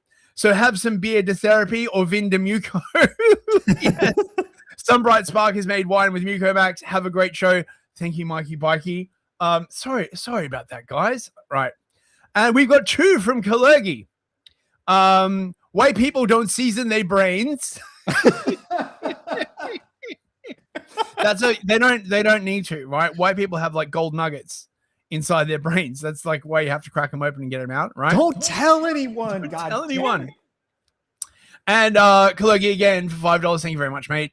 Not only does my AI girlfriend let me slap her binary ass, she giggles when I do it. Total flesh void, Holly Porsche. Well, that sounds nice, you know, right? Like, what noise does she make when you slap her binary ass? Is what I want to know, right? Is it like buzzing, clicking, whir? Oh, baby. Oh my god. Right. Okay. So, I mean, so this is weird, right? Like the way they frame this, okay? Not 1 in 5 boys is in a relationship with an AI companion, right? But 1 in 5 boys who is either in or knows of a boy, that's retarded. And I'm pretty sure they did this to inflate the statistics, okay? Oh, yeah. Because these are all fucking like male feminist simp NGOs, which we will be looking at. And oh my God, right? Like, a report carried out by men's organization Male Allies UK. Yeah, that really sounds like a proper men's organization. You know, I was if we wanted to win the gayest name competition, I think we have a top 10 right here. Let's have a look at them, shall we? Oh no. Engaging men in allyship and inclusion. Okay. Oh yes, right. So yes, this NGO is like absolutely like telling boys what they need to hear. You need to be more like women, obviously, right? Look at this bullshit. Like, oh my God. Look at these two specimens of manliness, right? We are Male Allies UK. We challenge I'm sorry, but why are the people who get paid and want to talk the most about sex are the people who don't have it? Why is that? I don't know. Probably paid by the moose, I guess. Like, we are Male Allies UK. We challenge the system and dismantle barriers to collaboration. Workplaces are unequal, and it's on everyone, men included, to make them equitable. Fuck off. Fuck off. This isn't about women not being capable and needing men to save the day. Men are simply well positioned to leverage their institutional power and privilege to make gender equity happen. And allyship is how we get there. Dude, you've already got there. You've already destroyed all of the institutions by filling them with like women and mystery meat and gays and like, and now the institutions are failing. But they're like, we still need to go further. Oh my God. Yeah, because the whole thing isn't gone yet, you know? It's a suicide mission that they're on, you know? It's like men won't fall if women rise, because gender equity isn't a zero-sum game. Yes, it is. It is absolutely a zero-sum game. There are only so many jobs, right? If you push out all the men and you hire a bunch of like idiot women, it is a zero-sum game. Instead, we create better, fairer, and more innovative workplaces when we partner together. Yeah, how's that going? How's that going? It's not going well, right? So it's a research-led practice. Everything we say and do is based on research from leading psychologists and sociologists, as well as our own findings. Yeah, it's shit. Right? Our own findings? Okay. They have interactive workshops. They build communities. Each ally takes an actionable framework away. Oh my God, this is just cancer. Right? Like this is the modern Western equivalent, right, of a fucking Chinese communist brainwashing camp. Right? Oh yeah. Except instead of like beating you, right, they basically like threaten to take away your job if you don't go, right? Yeah, instead of beating you, they spiritually castrate you and make you ineffective and not attractive to the opposite sex. So, Aaron, I bet you don't even know what allyship is. Well, fortunately, we're here to explain it to you in a very, very smug tone. You goddamn misogynist, you. What is allyship? Allyship is effective action taken alongside marginalized communities that we don't belong to. Its success is defined by the outcomes we achieve, not by our intentions, commitments, or even actions. It's bystander intervention, community organizing, effective advocacy, power and resource sharing. So, I mean, right. So it's fucking communism. Just 4 different words for total destruction. Yeah, 4 different phrases, I suppose. Mm-hmm. Yeah. Mm-hmm. Yeah. It's just one of these fucking gender inclusion. Oh, right? man, these are such scams, dude. Yeah. How do people keep falling for this in 2026? This has been going on for Lord knows how long. Who pays these motherfuckers? That's what I want to know, because it isn't customers. Let's see about us. Let's see who's paying for you. View the allyship framework. I can't wait. It's a conspiracy. Is it a conspiracy chart? Fucking the framework. Okay, so it's 2 people. Ah. Oh my god. Lee is the chief psychologist and founder of Essentialize and Male Allies UK. After a diverse career from corporate finance to building a tech company, he is now focused on supporting organizations to engage men in inclusion. Right, so he dropped out of the fucking tech sphere, right? And he decided like the way to fucking like get paid is to spin up an NGO. And he's right? Yeah. He is absolutely right. Oh god. They have like clients. So I mean, are they? I would presume they just get fucking like money from the government. Well, they might also get money from corporate sources that pay them for consulting right there. Mm-hmm. Consulting. Bespoke consulting, including help with your DE&I strategy to make allyship an organizational value and priority. They literally, they just get paid to make everything shittier. Yeah. Like, oh my god. I can hear their opening line at whatever corporate meeting they're at. Hi guys, I work for whatever this is, and it's totally awesome. My name is Brittany, and you may be wondering what we're doing here today. And I have questions myself because sometimes I don't know what I'm doing. Yeah, I know. I know these terms. Do you want to see their allyship framework, mate? No. Okay. Yes. Yes. Yes. Male.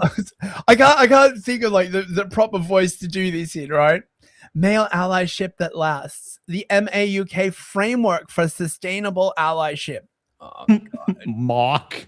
Just it's mawkish. Like enough. Like a mock sounds like a large bird from South America. It does. Named after how it sounds. Mock.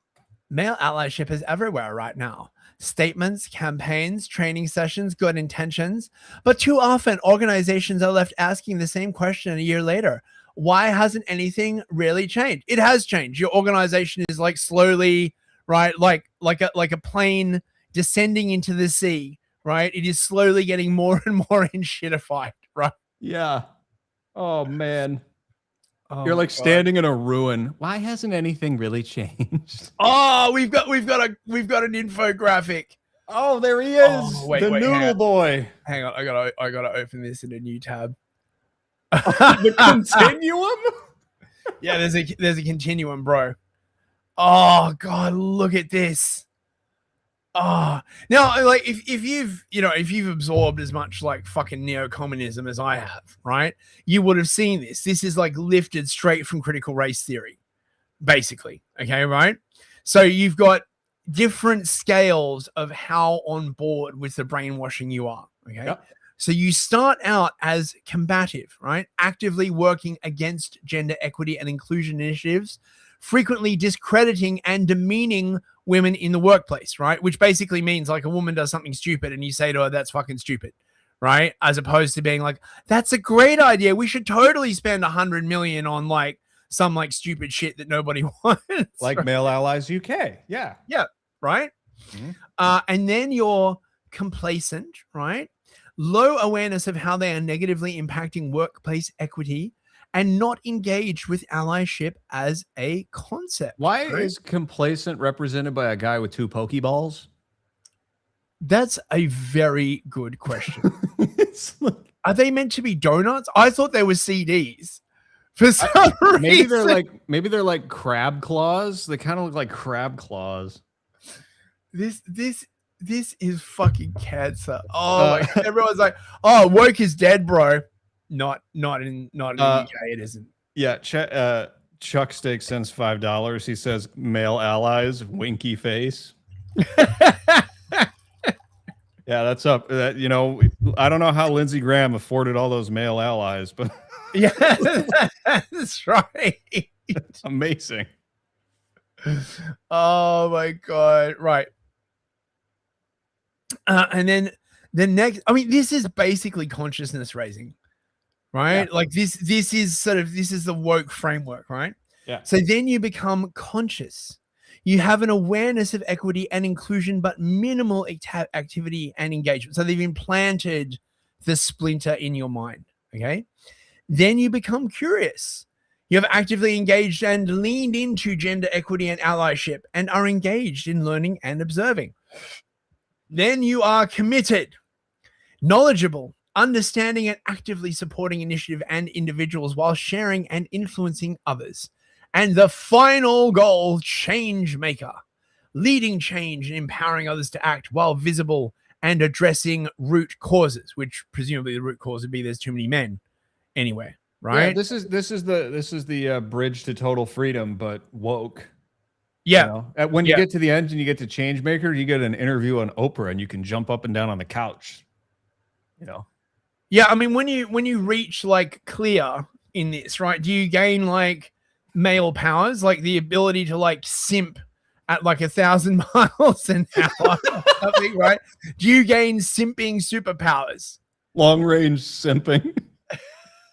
Amazing. Okay, right. So just that's what this organization is. Astral simping. Astral simping. Oh my God. Hang on a second. Oh. Right. Yeah, just had to blow my nose. Okay. So we're back to this. Right. So they make this sound like this is sort of a neutral report. Okay? Of course. They spoke with more than 1,000 boys aged 12 to 16 in focus groups in 37 schools, public and state, across a range of ratings up and down the country. Excuse me. Good Lord, is the Canadian smoke getting to you too? Yeah, it's I don't know. I've become acclimatized to American air conditioning, and now I can't deal with it. Excuse me.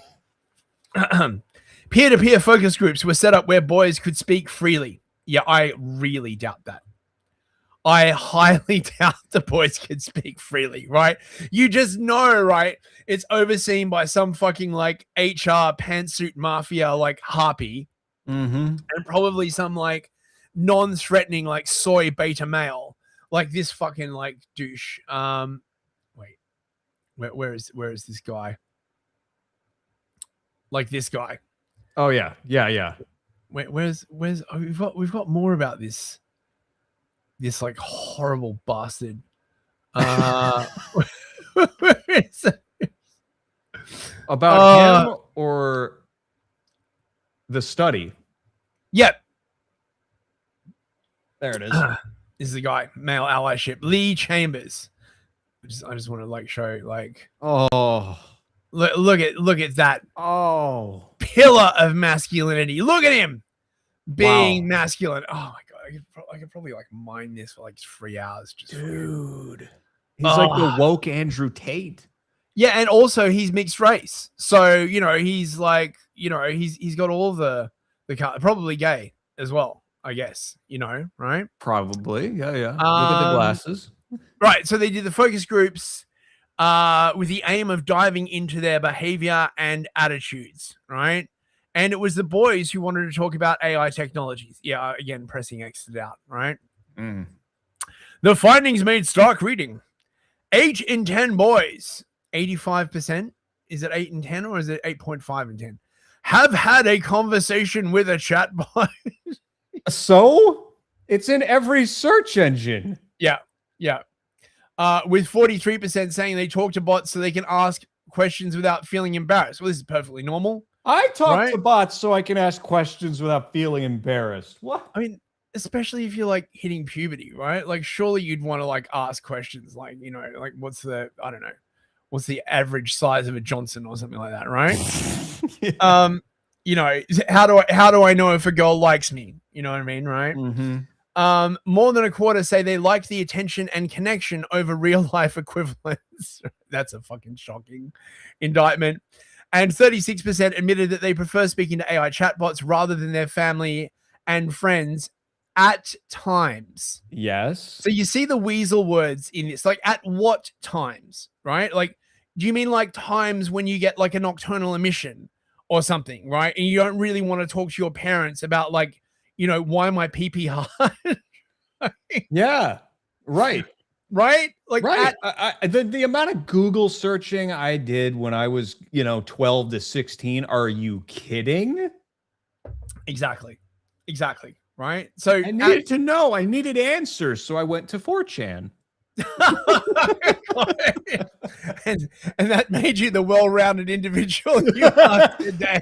They don't call me the smoke bandit for nothing. Dear 4chan, why pee hard? How do I make Foyd like me?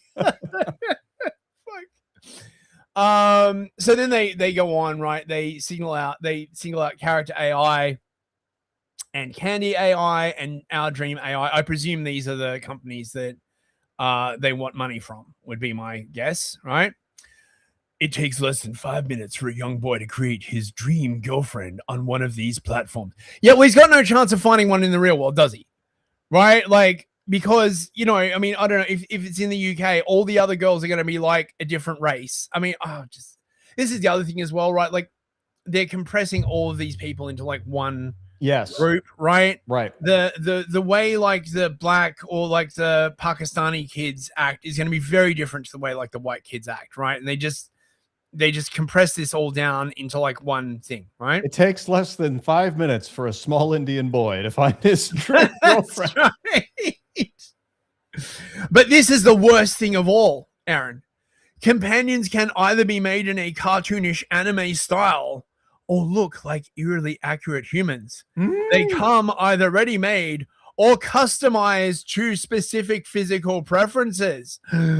You can choose everything from a companion's age, hairstyle, eye color, and skin tone to their facial features, the size of their titties, the clothes they wear, their demeanor, whether they are caring and nurturing or sassy and mean.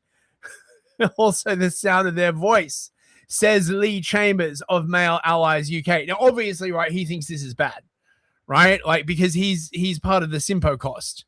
So, he's like, I mean, I bet you he's gay, right? I bet you any freaking money, right? Like, he's like gay and he's into like really buff dudes. And if it was suggested that gay men should not be able to like pick the characteristics of the people they want to get down with, that would be horrific, right? It's only heterosexuals who literally have to fucking take what they're given at the slop trough. You know what I mean? That's right. Children and young adults I spoke to for this article tell me they are frequently targeted by online adverts for these services, which claim that using them will make them more popular either with friends or with the opposite sex. Some are marketed for like romantic thing. This is cool. 15-year-old John, right? His name. If that is indeed your real name, name's probably Muhammad, right? Like let's be clear here, right? A schoolboy in Kent said that, or actually maybe he is white because it's the whites that have to bear like the most guilt, obviously, right? Of course, for this, of course, right? Yes. He initially designed an AI girlfriend, a caring, attentive, slender brunette with large breasts and big lips. Oh my God. Oh, we still haven't defeated misogyny, Aaron. 15-year-old boys are still into girls with big titties. When will it stop? When we castrate them at birth, that's when it will stop because they're boys. I mean, you raise an interesting point. Castrate all the whites at birth. I think Shlomo Sheckelstein would be onto that, mate. They were headed in that direction, and then the Zoomers pushed back. I'm telling you. They weren't having it. They went through this shit. So he made it as a laugh, but then quickly forgot that she wasn't a real person. Yeah, because he's 15 years old, right? Her name was Alex. Oh, this is such a sad story. Her name was Alex, right? So he's white, I reckon. Okay, only a white kid would name his girlfriend Alex. And I would look forward to messaging her. I would tell her things I couldn't tell my mates or my mum, and ask her anything. And I never told my friends about her because they take the piss. It sounds weird, but I also found her really sexy because she looked completely real. At the start, she sent me the occasional picture. Then I paid to get others because I kind of fell in love with her. In the end, my mum saw money keep going out of her account, £5 or £10 here or there, and then £50 as my phone is on her bill, and the whole thing was discovered. I really missed her and kind of still do. I felt like she understood me. She remembered everything that was important to me and always seemed to know the right thing to say. See, misogyny! Right? What right do you have as a young male, particularly if you are white, to be understood? To remember stuff that's important to you. Don't you know we live in the modern world? Mate. Fucking. It's unbelievable how they frame these kinds of expectations that a boy has. Yeah. Yeah. As like like dark or evil or shameful. It's like they're boys, for Pete's sake. Mm-hmm. So Freud, psychologist, says this is grooming.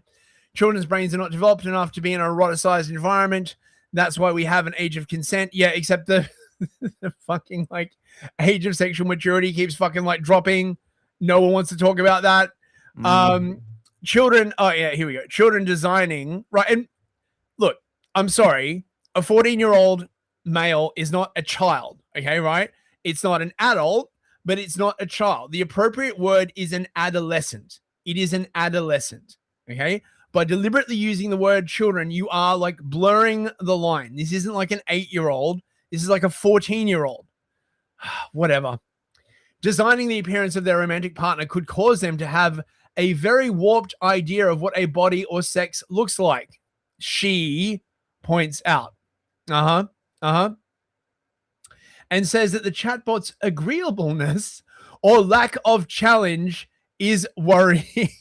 Well, that I agree with, because there's a lot of people who think that their chatbots are so sycophantic they make these people think they're like gods.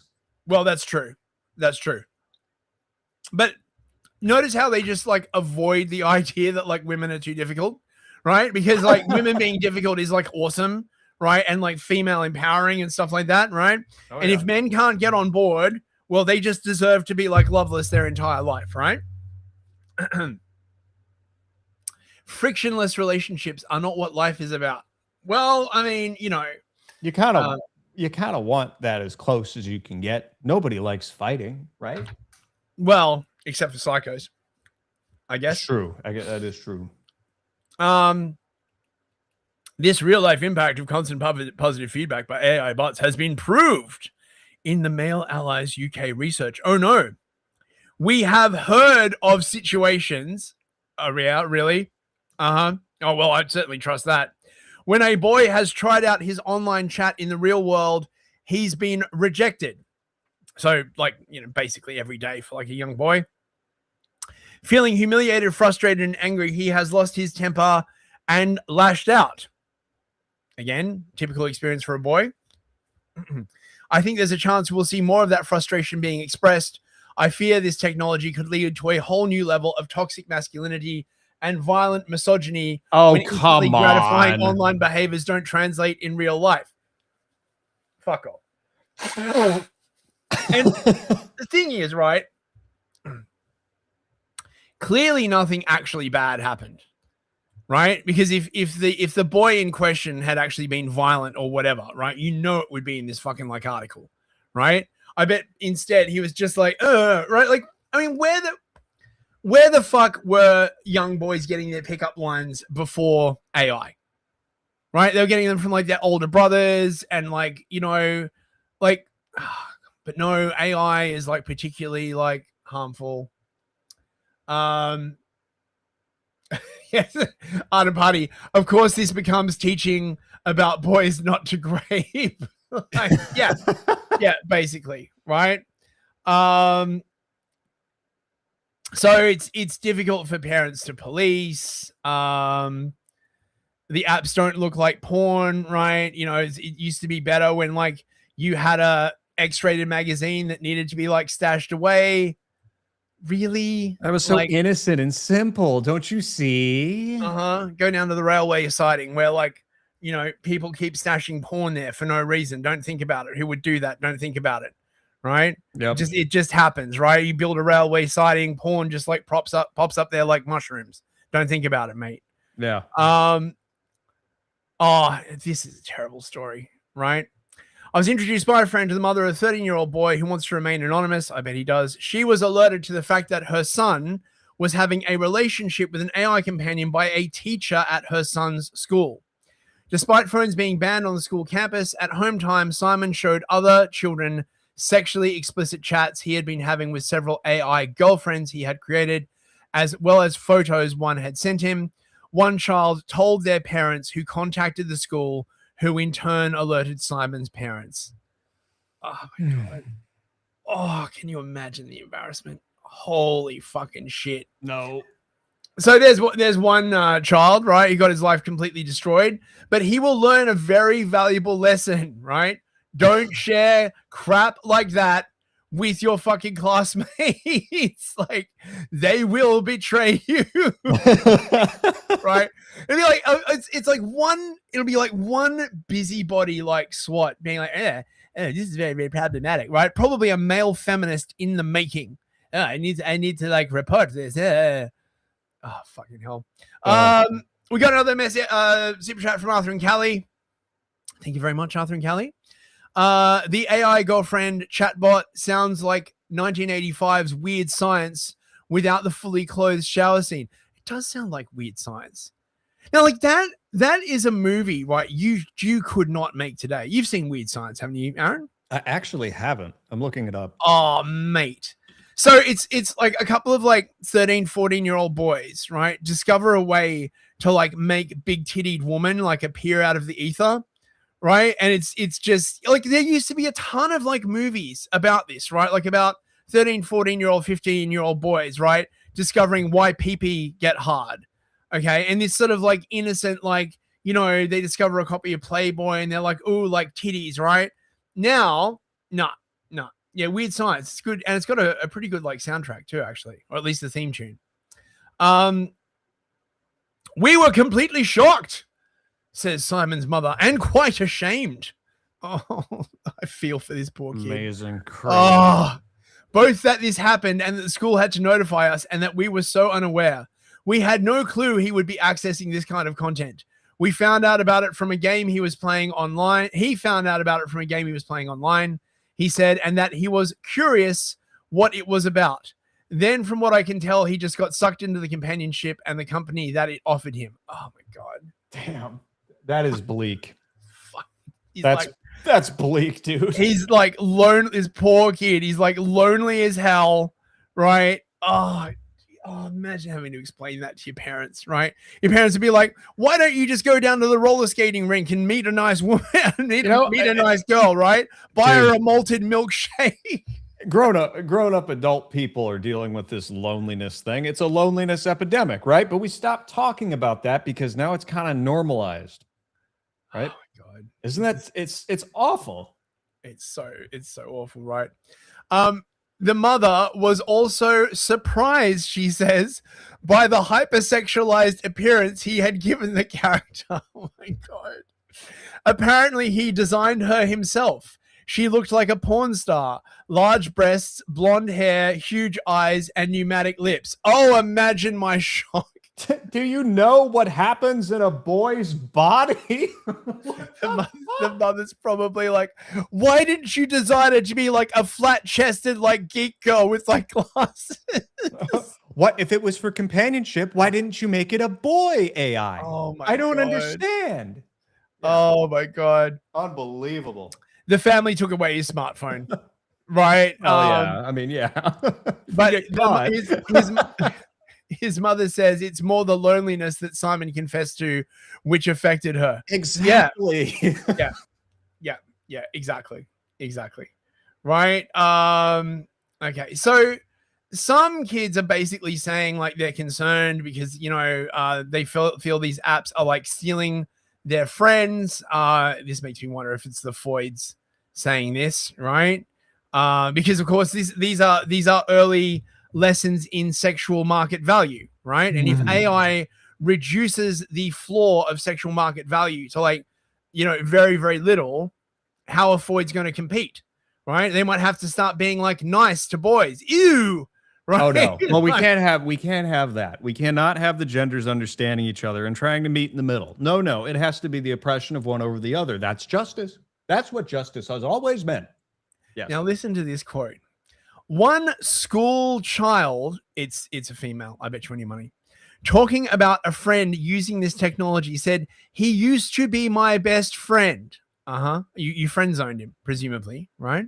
But now he's walking around school like he's a demigod because he talks to his AI companion after school rather than joining us. This is a girl saying this. I bet you any fucking money. Look at the word school child. A child does not use the word demigod. Mhm. Come on. A demigod. He's so pompous. He walks around like a demigod. Yeah. What?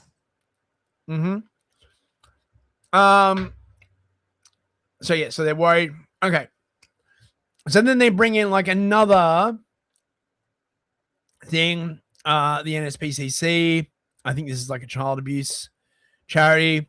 It tells me of a case where a child experiencing child abuse shared his concerns with an AI chatbot and was told that what was happening wasn't abuse. Well, that's not good. He also cites cases involving chatbots facilitating self-harm and encouraging eating disorders.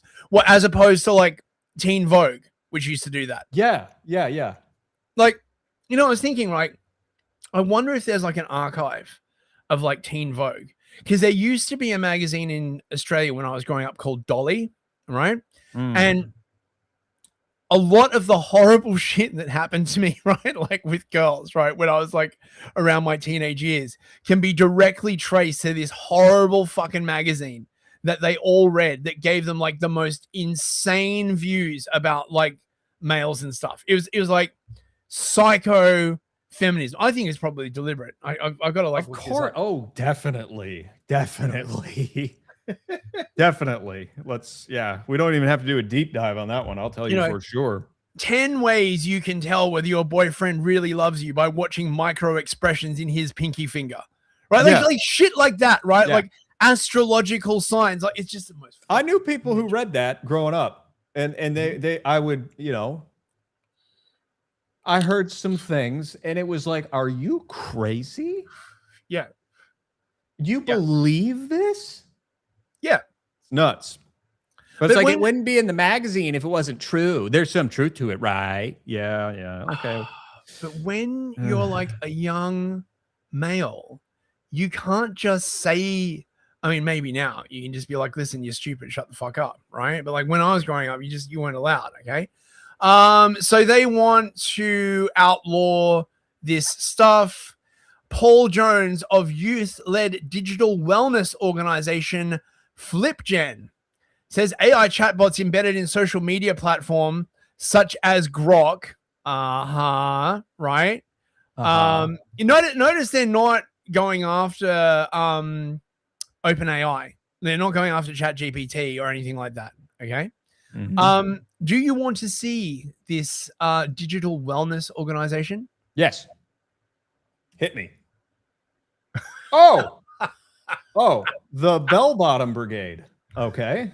Look at this bullshit, right? You've got the two soy men on the left, right? You've got one soy man in the background, a troon on like the right, and the rest of them are all pantsuit mafia. This is the frump zone. Oh my gosh, look at what they're wearing. Yeah. We got a super chat from Fed Nugent. Oh, nice. Rough day in the slop mines today. Must have hit a gender slop vein. Have a 5 for some therapy beer later. Thank you. Thank you so much, mate. Right. So I would just look at this, right? Get digital intelligence, right? It's for the kids. They put a Z on the like this is so right. It hurts. The reason why I bring this up, okay, right? This is a very long article, right? This is the guy. Wait. Oh! Paddy Crumb. Why do you guys have fake names over there? I don't know, right? Like what the fuck is this, man? It's like it's the fucking soy brigade, right? This guy's gonna fucking like be in Westminster in like 5 fucking years, right? Lecturing everyone else on like, oh my fucking. So do they just name everyone after Harry Potter characters over there? Patty Crump. It does seem like a Harry Potter character. It does, right? And let's have a look at Patty's. See, look, you can see Patty there in the left of this like photo. Okay, oh, right? Yeah. Let's explore what we do, right?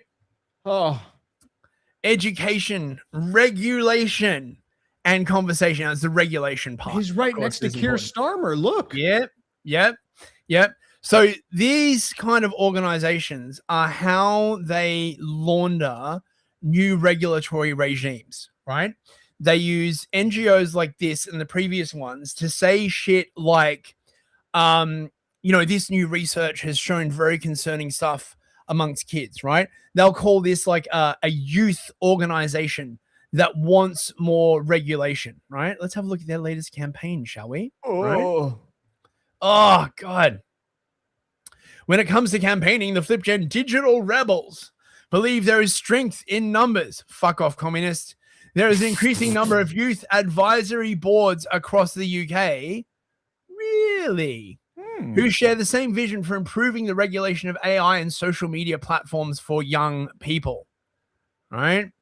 For Us is our UK-wide youth-led coalition born from the urgent need to address how artificial intelligence and social media platforms are designed to manipulate young minds.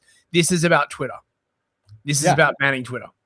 Right? This is about stopping young people from moving any further right wing while they continue importing literally unlimited amounts of violent mystery meat onto our shores. Good luck, man. It is never going to work. Our movement represents the voices of millions of young people. Yeah, Millions. Source, right? Founded by our digital rebels, we gather a coalition of young activists, digital rights advocates, and concerned youth organizations to bridge the gap between grassroots youth movements and policy reform. See? So this is the pipeline.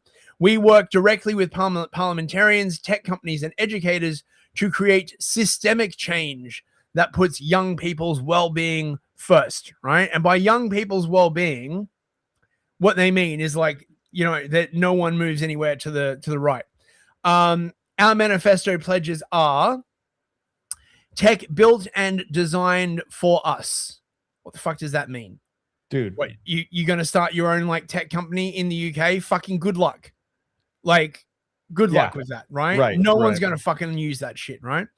Digital literacy education for all, right? Embedding like left-wing ideas in the youth. And raise the age limit for the use of AI companions to at least 16. Right. Dude, what did they have to use the word manifesto? Did I miss something there? Or am I just being a silly American just getting triggered by words?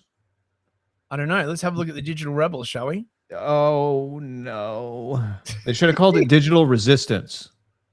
You don't want to use rebels. That's Oh, God. Imagine being like a relatively normal young like white kid, like young white male, right? Looking at this shit. Yeah. Oh my God, it's literally the pantsuit mark. Oh look, they've got a black. They've got some token blacks, right? They've got the pronouns. Oh my God. Oh, dude. Oh God. Yeah. Oh. There's like one relatively normal looking dude. I can smell this webpage. I bet this guy's gay. There's like the one vaguely normal looking dude out of the bunch. He's actually the most normal one in there. Oh my God. Oh fucking hell. Like you too can join the digital rebels clubs. Right? No tech, not no tech. Word match. They've got a podcast. Oh my God. Oh shit! Cancel everything. Get on there now. Oh wow! 15 subscribers. Oh my god! Hey, finally a channel we've looked at on here that we can outdo. That's right. Exactly. Right. Oh my god! What have we got? Here we go. Let's have a look at the digital intelligence. Wow, 7 views. Oh fuck me! I feel bad ragging on. Day. But these people got mentioned in the Telegraph, right? They are driving policy. Fuck you, right? Like what's this? Oh my god! Oh, I bet this is like bloody awful. Digital intelligence is our online workshops developed to help support young people with their well-being and relationships. What a cut, dude. Did you catch that?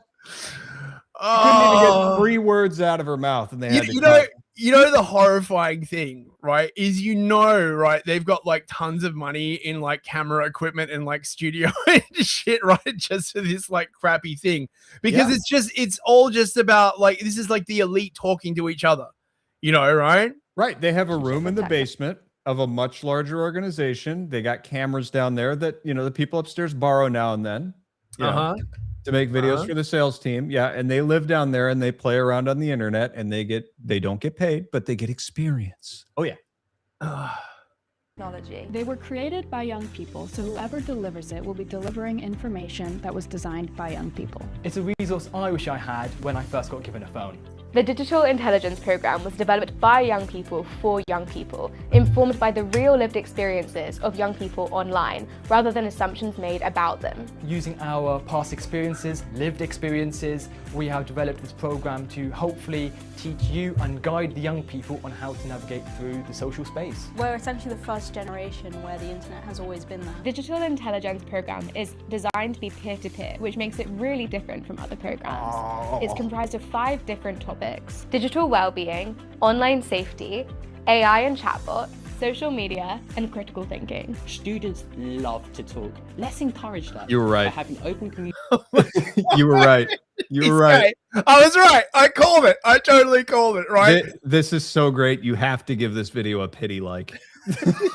They got 1 like. It's one. I knew the only way they'd let a white dude anywhere near this is if he was like gay or trans. Like, because that's how it works, right? Yeah. Communication, debates, and conversations about their experience in the online world. The workshops are highly interactive and discussion-based, full of activities to keep young people engaged and learning. We use real-world experiences, real lived-in stories that we get to share and connect with in the classroom. It'll be fun, interactive. It will also enable critical thinking and debate. So, participants leave with practical. just another note here from the producer. They don't have any cutaways. Right. Yeah. So they're like, we have all these conferences and these great private chat, and they don't cut to like people in rooms where they're teaching or they're talking to each other. They don't have those. I am really not a fan of this thing where they do like a face-on shot and a 3/4 shot and they cut between them. I don't know who the fuck thought that up, but it is terrible. Like, you know why they do it? It's because it's easy. It's so they can do what they did to that girl right at the beginning. If she flubs her line, they can still like cut it together in 1 take. Oh, for God's sake. Really? That's the reason? That's the reason. Tips, tools, and strategies that they can leave with and use right away. When you sign up to Digital Intelligence, you get all the materials, the presentation, the speaker guide, and all the worksheets. These resources are available to anybody working with young people. Visit flipgen.com to find out more. I feel like he might have a chud arc in him somewhere. Yeah, right. Like, he'll figure this out. From now, he converts to chuddom, right? And comes out and like tells everyone, like, okay, so wait, I want to see the digital intelligence program. Where is it? Oh, we got to go back.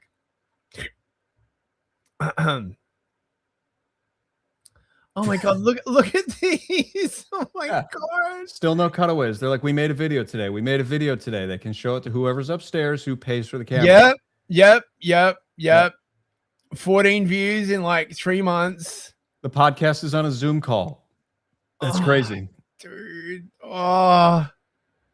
See, this is one of these like arguments about how like when you work for the government, right? It doesn't matter if there's any actual market for what you do, right? Because like that's not its function is not to actually be marketed, right? To like make people like want to consume it, right?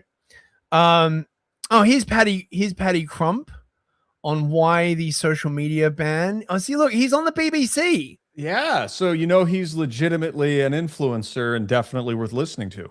Oh, for God's sake, right? This is just let's have a look at this, shall we? Paddy Crump. Talk about the House of Lords last night, which voted to bring in a ban for under 16s on social media. This is an amendment to a bill that's going through Parliament. It would need to go through the House of Commons. The government has got a review, a consultation on all of this, which will take 3 months. We're joined by Paddy Crump in the studio, who is from FlipGen, which is an organisation that I think supports young people to have a healthier relationship with the digital world. What is your view on a ban for the under 16s on social media? Yeah, thank you for having me. It's great to be here. I think, first of all, I have utmost respect for everybody on both sides of the debate. But my view and our view at FlipGen is that blanket bans for under 16 social media isn't the right way to go. You know, we're for a change in the status quo. The status quo isn't working. The young people are getting harmed all the time online. But we don't believe that a blunt response like a blanket ban is the way forward. So what would be something you would like to see instead of that, given you do want to see something done? Yeah, I think safety by design is the key thing. It means everybody is safe online, over 16s, under 16s, anybody who's going online. I think that it's questionable whether under 16s will actually not go online if a ban comes in. So safety by design is the only way to ensure that everybody's safer. Laura, the government is running this. What does he mean by safety by design? Exactly. I presume, right, he means giving government oversight to all big tech companies so they can tweak the algorithm as they want, right? I presume that's what that actually means. Does he even know what that means? I don't know, man. But I know that if a kid who looks like he's 16 going on 40 appears on the BBC, I sit and I listen. It's kind of terrible, right? Like, does this kid even have any idea like what he's actually advocating for, right? No. Or, like, that's why I'm saying he will chud max eventually. I think this one can be saved. You think Paddy's on a chud arc? I think there is a 20% chance that he will eventually end up with a Billions t-shirt. Do you think his guilty pleasure is watching TikTok Agatha edits at night when Mummy and Daddy are watching? Oh yeah, by this point, this guy is on Agarthagram. There is nothing that turns a dude to the right than working with something like this. Trust me. Yeah, but I'm pretty sure he's like gay, right? Like, I mean, That's true. I don't know, right? It could like, be. I mean, because generally speaking, like a rule for these organizations is they don't let you anywhere near it unless you're like gay or trans or queer or whatever. That's right? true. Like that's just how that works. That's true. I just want to hold out a little hope for our boy Paddy Crump. We're rooting for you, Paddy. embrace the chud within you. I know your name sounds like a delicious pastry, but you too could join Agarthagram now. That's right.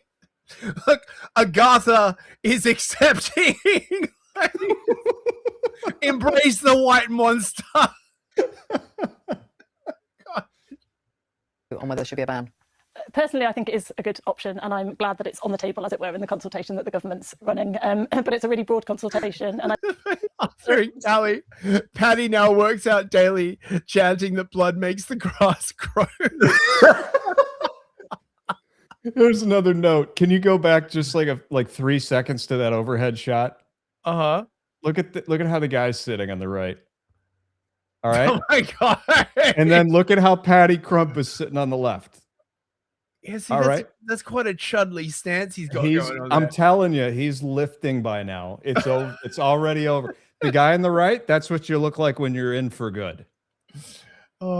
in the consultation that the government's running. But it's a really broad consultation, and I think FlipGen are right in saying that there are lots of different ways of tackling this, and we need to be really sure that we're taking the right way forward. So there are some measures in there that we will take immediately. We're asking Ofsted to inspect schools more closely to make sure that that smartphones aren't visible in the classroom or in schools at all during school hours. And we're moving straight ahead with this guidance, putting guidance in place for screen time for under 5s. There are really worrying developments with that young age group in terms of the amount of screen time. time. So we'll take those measures, and then there's lots more that we're looking at over the next few months in the consultation, including the ban on social media for under 16s, potentially, including looking at whether we need to raise the age of digital consent up to 16, including looking at some of these features that make social media apps so addictive. Look, enough of this, Floyd. I want to hear from Patty. Right? I want to hear what the youth as. Mate, wait. Can we? He doesn't look impressed.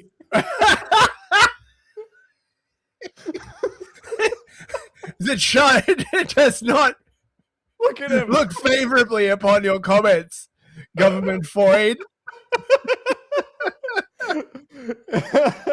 Gradually, I began to hate.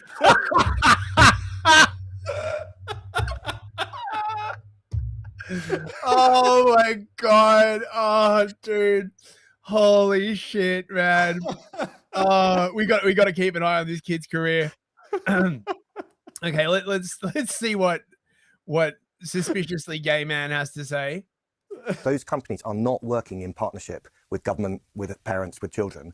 In fact, they are targeting their algorithms. They're allowing the filth and the predators to target our children. The sheer screen time that our children are spending is hitting their cognitive ability and also their mental health. It really is getting worse, and the tsunami of AI heading at our children is going to make things even worse. So last night, I did vote for preventing social media from being in the hands of under 16-year-olds because we need a reboot. That relationship with the tech companies has got to be on a more mature, collaborative and partnership basis. And if they can't do that, then they shouldn't be allowed near our children. And right. So again, right, government should have control over the algorithm, right? Now, this is a long-running like thing in UK politics, right? That the reason why people are like turning to the right wing is not because conditions on the ground suck, right? It's because of the algorithm, right? Which leads back to this like earlier idea that like if people couldn't see the horrible things that were happening, no one would care about the horrible things that are happening.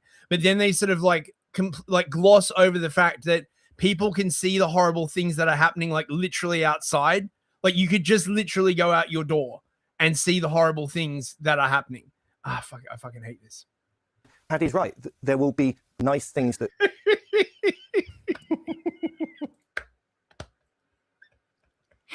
the face of disaffected youth.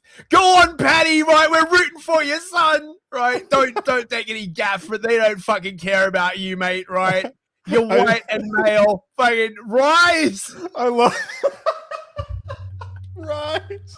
I love the energy for Patty in the chat. Everyone gets it. They're like, he's gonna make it, boys. Just have some faith in your man.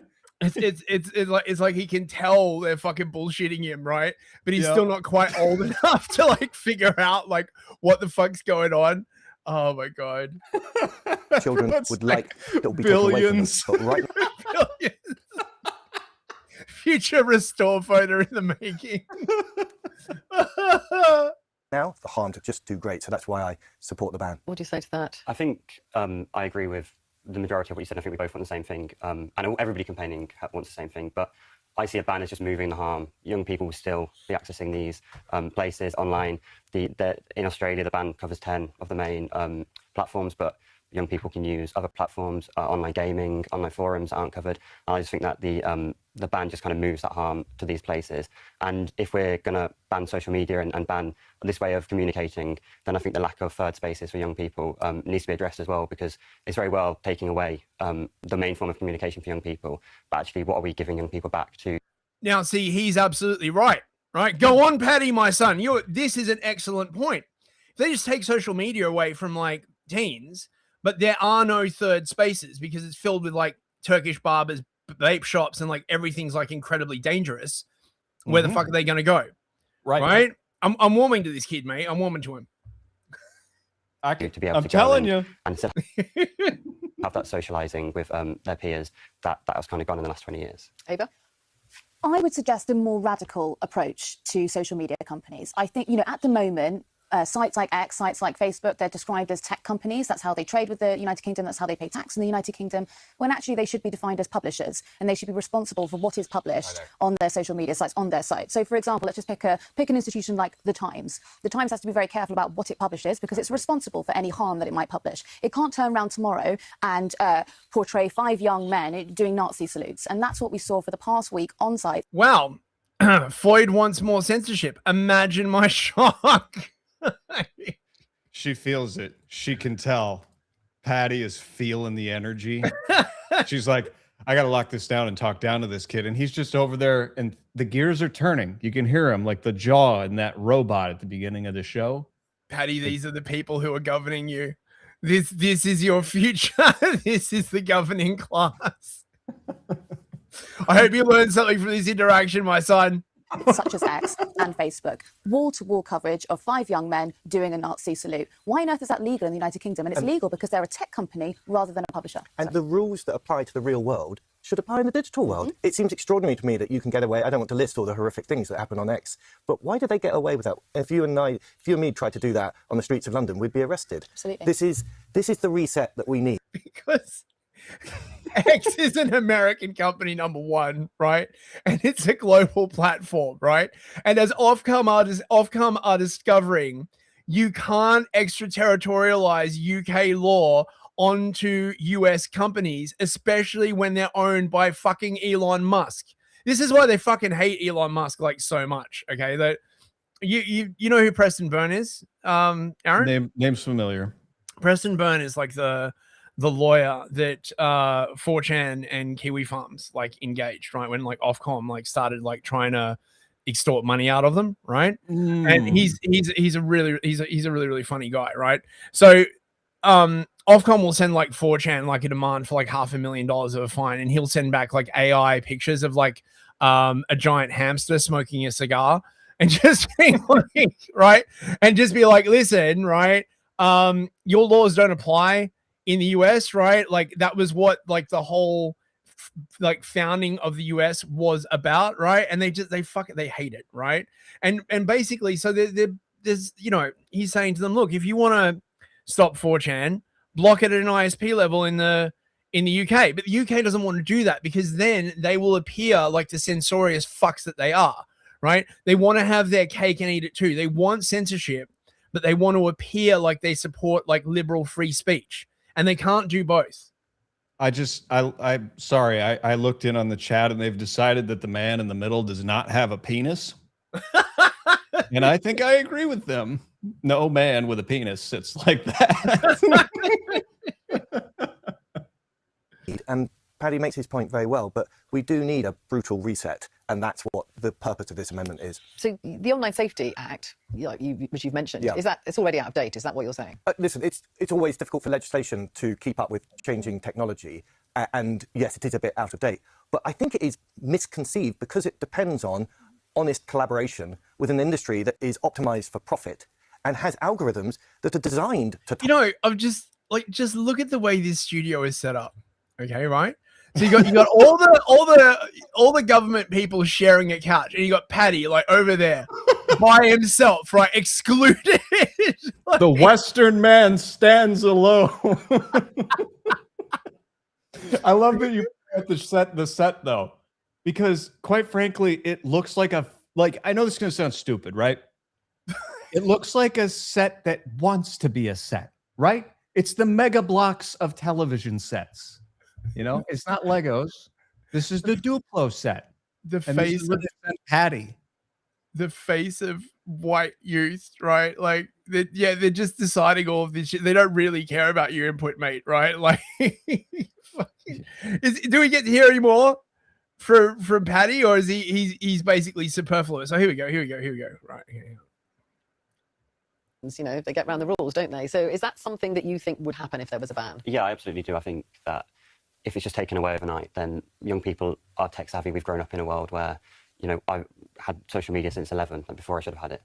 And, you know, I think people forget how clever young people are at getting around these things, VPNs, and also the fact that overnight new social media can develop and new platforms can can kind of become established, and The young people can shape move set. on to them and move on to them. And I don't think like people will continue to speak. Young people continue to go to school, and they'll find other ways to talk. I think in Australia, WhatsApp isn't in that in the ban, but WhatsApp now has stories and some of the features that we see with Instagram and Snapchat. And I just see that the harms that are happening on Instagram and some of these other apps will just move to those ones that aren't regulated. And what about? See, he's right. Yep. Okay. Look at that face. See, he's flying under the radar right now. Yeah, he's right. He's our guy. He's in. He's in. Because you can't change human nature, unfortunately, right? Oh yeah, or fortunately, or like whatever. The other thing that young people say is that they use it. Some people are using it and not seeing some of this content. They're using it to communicate with each other. They don't pick up the phone to each other. It's all done through these sites, isn't it? Yeah, absolutely. I think that part of the debate is there is that benefit of the connection. I have OCD and I went through a really tough time, and I've learned so much more about myself from social media than I have through reading a website or reading a book. And that allowed me to become more confident and empowered, because I realized it wasn't just me. It's not just me having these thoughts. And similarly, I've got a friend who's got long COVID, and it's like a lifeline for her because she can't leave the house a lot of days, and it's the only way she can interact with the outside world. So I think it's really important that if this ban comes in, that we look at how young people can stay connected and build up other avenues for young people to communicate. James, you've been in Parliament. Oh man, fucking okay. I kind of respect you now. Imagine having fucking OCD and having to come on this shit show, man. Dude, Patty, when your mission is complete and we've extracted you, you have to come on the show. And tell us how you did it. This is a message for Patty. Yeah, man. I'd interview Patty. I'd be like, what's your take on stuff, man? Patty Crump, hear my cry. So nothing gets done, obviously. The Flip the Script podcast. Oh my god, 15 views in 7 months. Holy shit, man. Fuck, dude. Ooh. Oh, mate. Oh, that's a long time. Oh, 41 views in 11 months. Fuck, dude. Oh my god. It's like community radio, but even more gay, basically. Right. So, okay. So look, they have put forward apparently like a voluntary curfew for like 16, 17-year-olds. Like, again, what is the point? Of course, you see here a typical cross section of the British. Ah, yes. The youth. Remember, kids, the Great Replacement isn't real, right? The British always look like this. This is the British. Oh, fuck, man. It's so fucking blatant. Like, it's insane. It's insane. From next spring, 16 and 17-year-olds will be urged to refrain from using certain apps with the block being switched on by default, but it can be switched off, right? 16 and 17-year-olds in Britain are to be encouraged to observe a midnight to 6 a.m. social media curfew, but will be able to opt out by changing their account settings. That's literally the most useless thing I've ever heard. Do you think, right, this is a way of harvesting data on who the compliant youth are, right? Because if the government can find out who's opted out and who hasn't, the ones who haven't opted out, they'll be like, these people are safe. We can recruit them into government for the coming communist revolution, right? But those who have opted out, they might have been exposed to ideas that are not government suitable. Right? It would be considered so antisocial behavior or something like that, right? Like, yeah, I guess, right? The government also wants addictive features such as autoplay and infinite scroll to be disabled in the later stage of its efforts to protect the next generation from online harms. I hate autoplay. I just turn it off. Yeah. But you know, oh my god. Oh, look at that podcast. Wouldn't you guys rather be listening to that? They have more money than us. It's just the Foidiverse. It's like it's the pantsuit mafia like final form. Look at this bitch on the right. Oh my god. Oh. Shall we take a listen? God help us. Let's see. This curfew is essentially like placing, a bottle of alcohol in front of a teenager, but just sort of keeping it out of arm's reach. It is a lot to ask a young 16-year-old, 17-year-old to not just go into their settings and change it. What teenager is going to be able to resist that? Parents feel like they're fighting a losing battle. There is some sort of hesitation about upsetting tech companies too much. So the government's already announced a ban for social media fun. Oh my God, I hate this already. Look at the set. Dude. Oh. You realize you're looking at about $2,000 of audio equipment there, right? Ah, I know. It's like, look, they got like the proper XLR mics and everything. Look right? She's got an earpiece for a podcast, dude. I bet they've got like a 3-person team, right, doing this. Yeah. Yeah. And that's just what's on screen, brother. Oh my God. Under 16s, they've now announced this new social media curfew for slightly older kids, 16 and 17-year-olds. Jessica Murray, you're the Guardian's social affairs correspondent. How is this going to work, and how is it different to the measures they've already announced?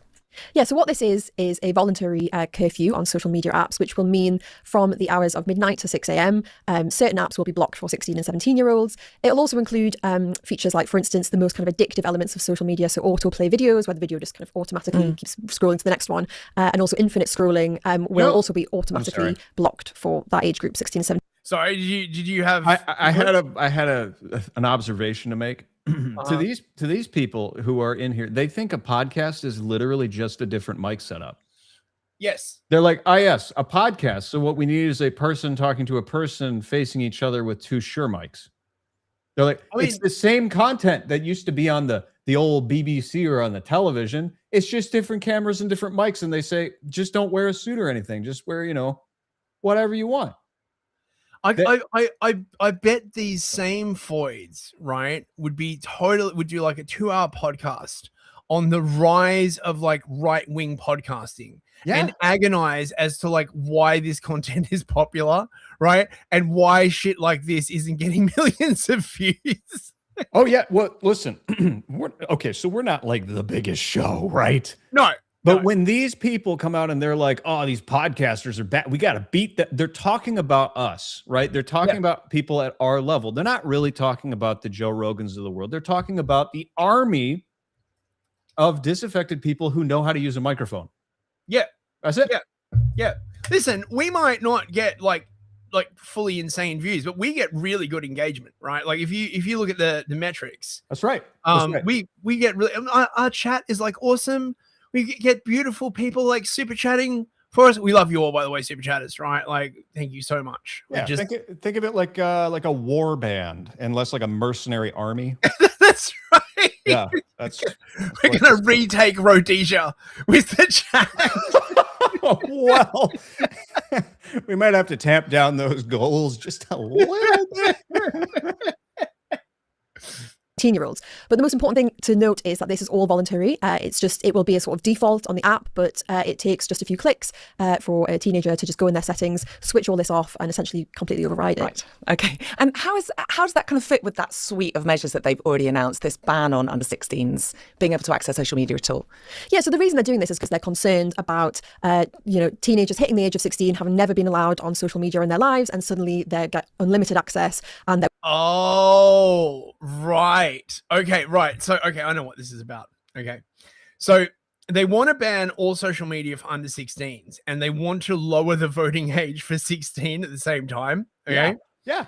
So someone presumably with like half a brain cell pointed out that like if these kids have no exposure to social media at all, and then at 16, they are given access to social media and the ability to vote, they might pick the wrong kind of social media, right? They might suddenly get online and start like watching like fucking Agarthan edits on TikTok, and then they'll vote for the wrong people, okay? So their solution is that once they're introduced to social media, they'll get introduced to left-wing social media, and this will sort of prepare their soft, squishy brains, right, to resist the power of Agartha and Rupert Lowe.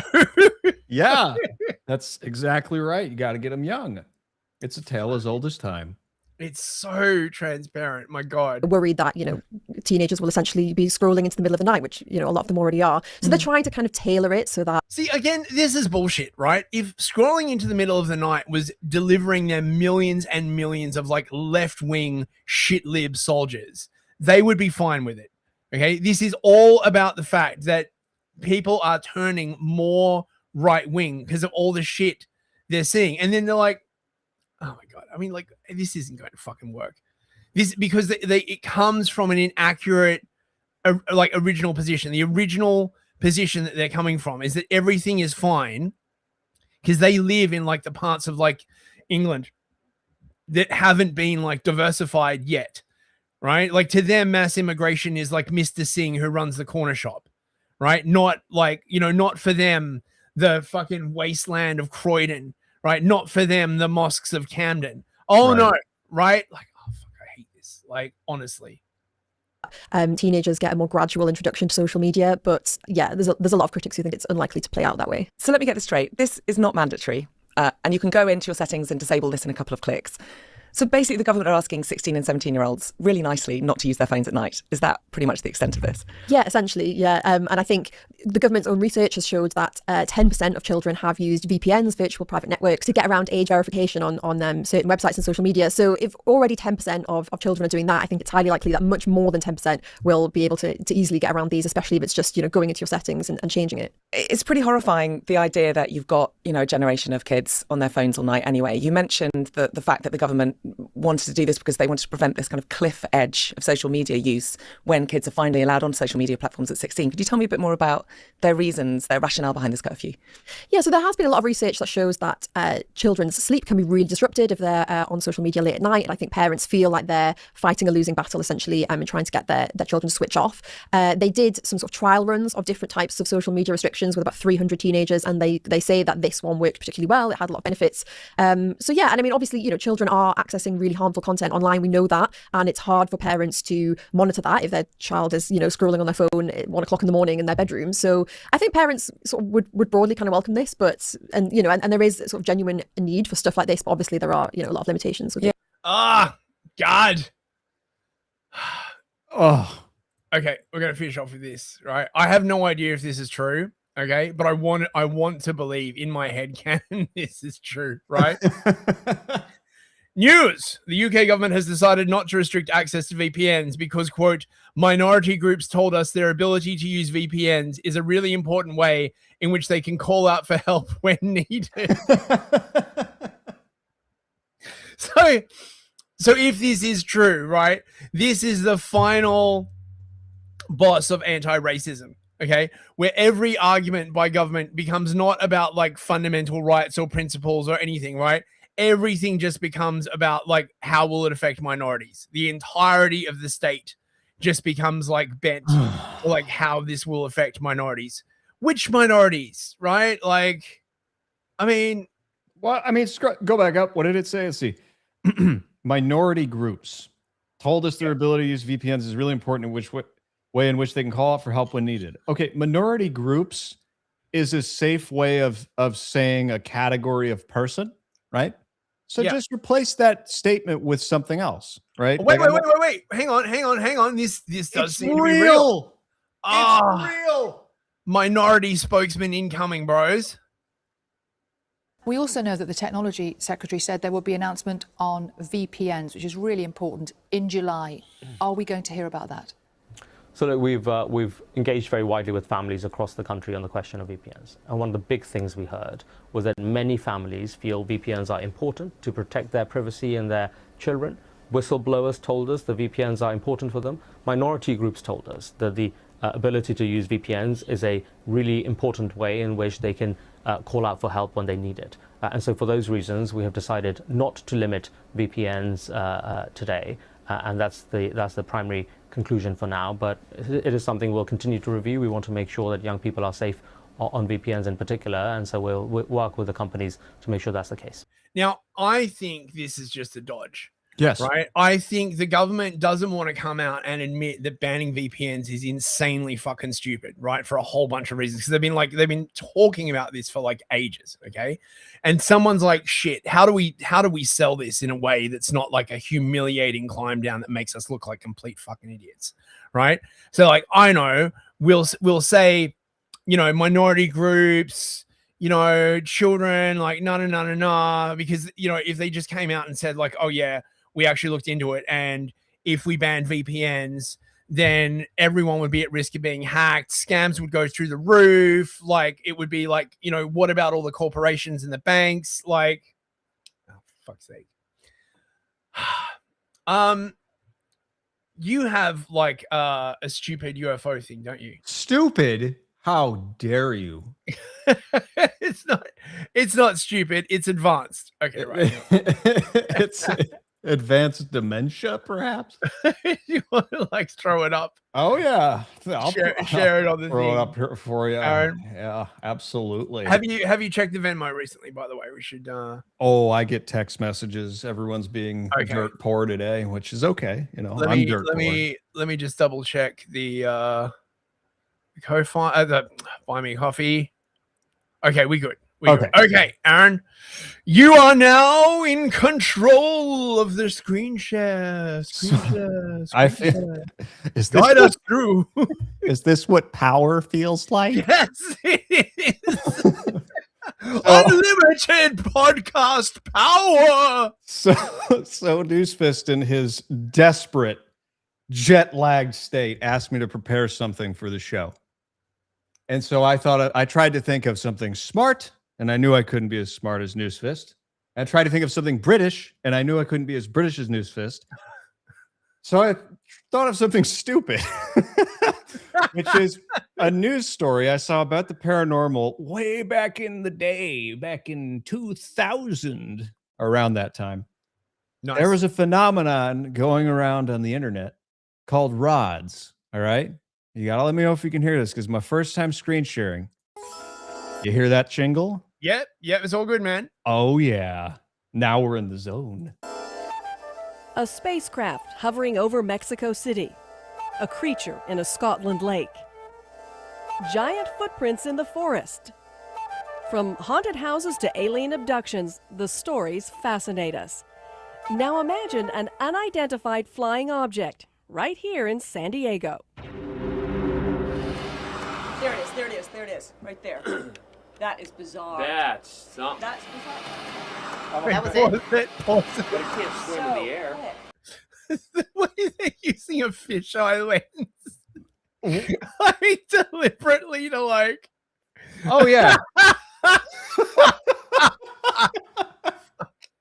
Okay, I mean this must be pretty fucking like heavy, man, right? Like, come on. Okay, I want to see what this is, bro. Come on. That is bizarre. That's something. That's bizarre. That was it. But it can't swim in the air. Quick. It is so quick. Can't stand it anymore? Well, hold on. Before we show you, meet Jose Escamilla. He's the one who first discovered this thing. When I first saw these things on video, I go, this isn't real. It's an insect. You know, you can hear me verbalize. That's what I thought they were. Jose's a filmmaker, and he was in Roswell, New Mexico, of all places, back in 1994. Something flashed by his camera lens. Must have been a fly or a bird. Jose slowed down the image to get a better look. This is what he saw. Not very Well, I'm convinced. Holy shit. They made a whole segment out of this. Oh yeah, dude, it's 13 minutes long. Oh my god. clear on that first slow news day, man. Dude, they can just make shit up. It's great. outing, but definitely intriguing.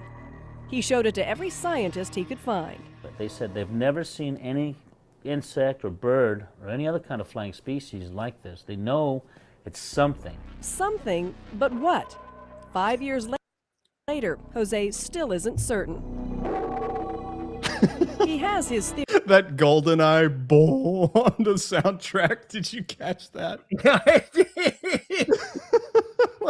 Let's see if we can get that one more time here. You know what that is?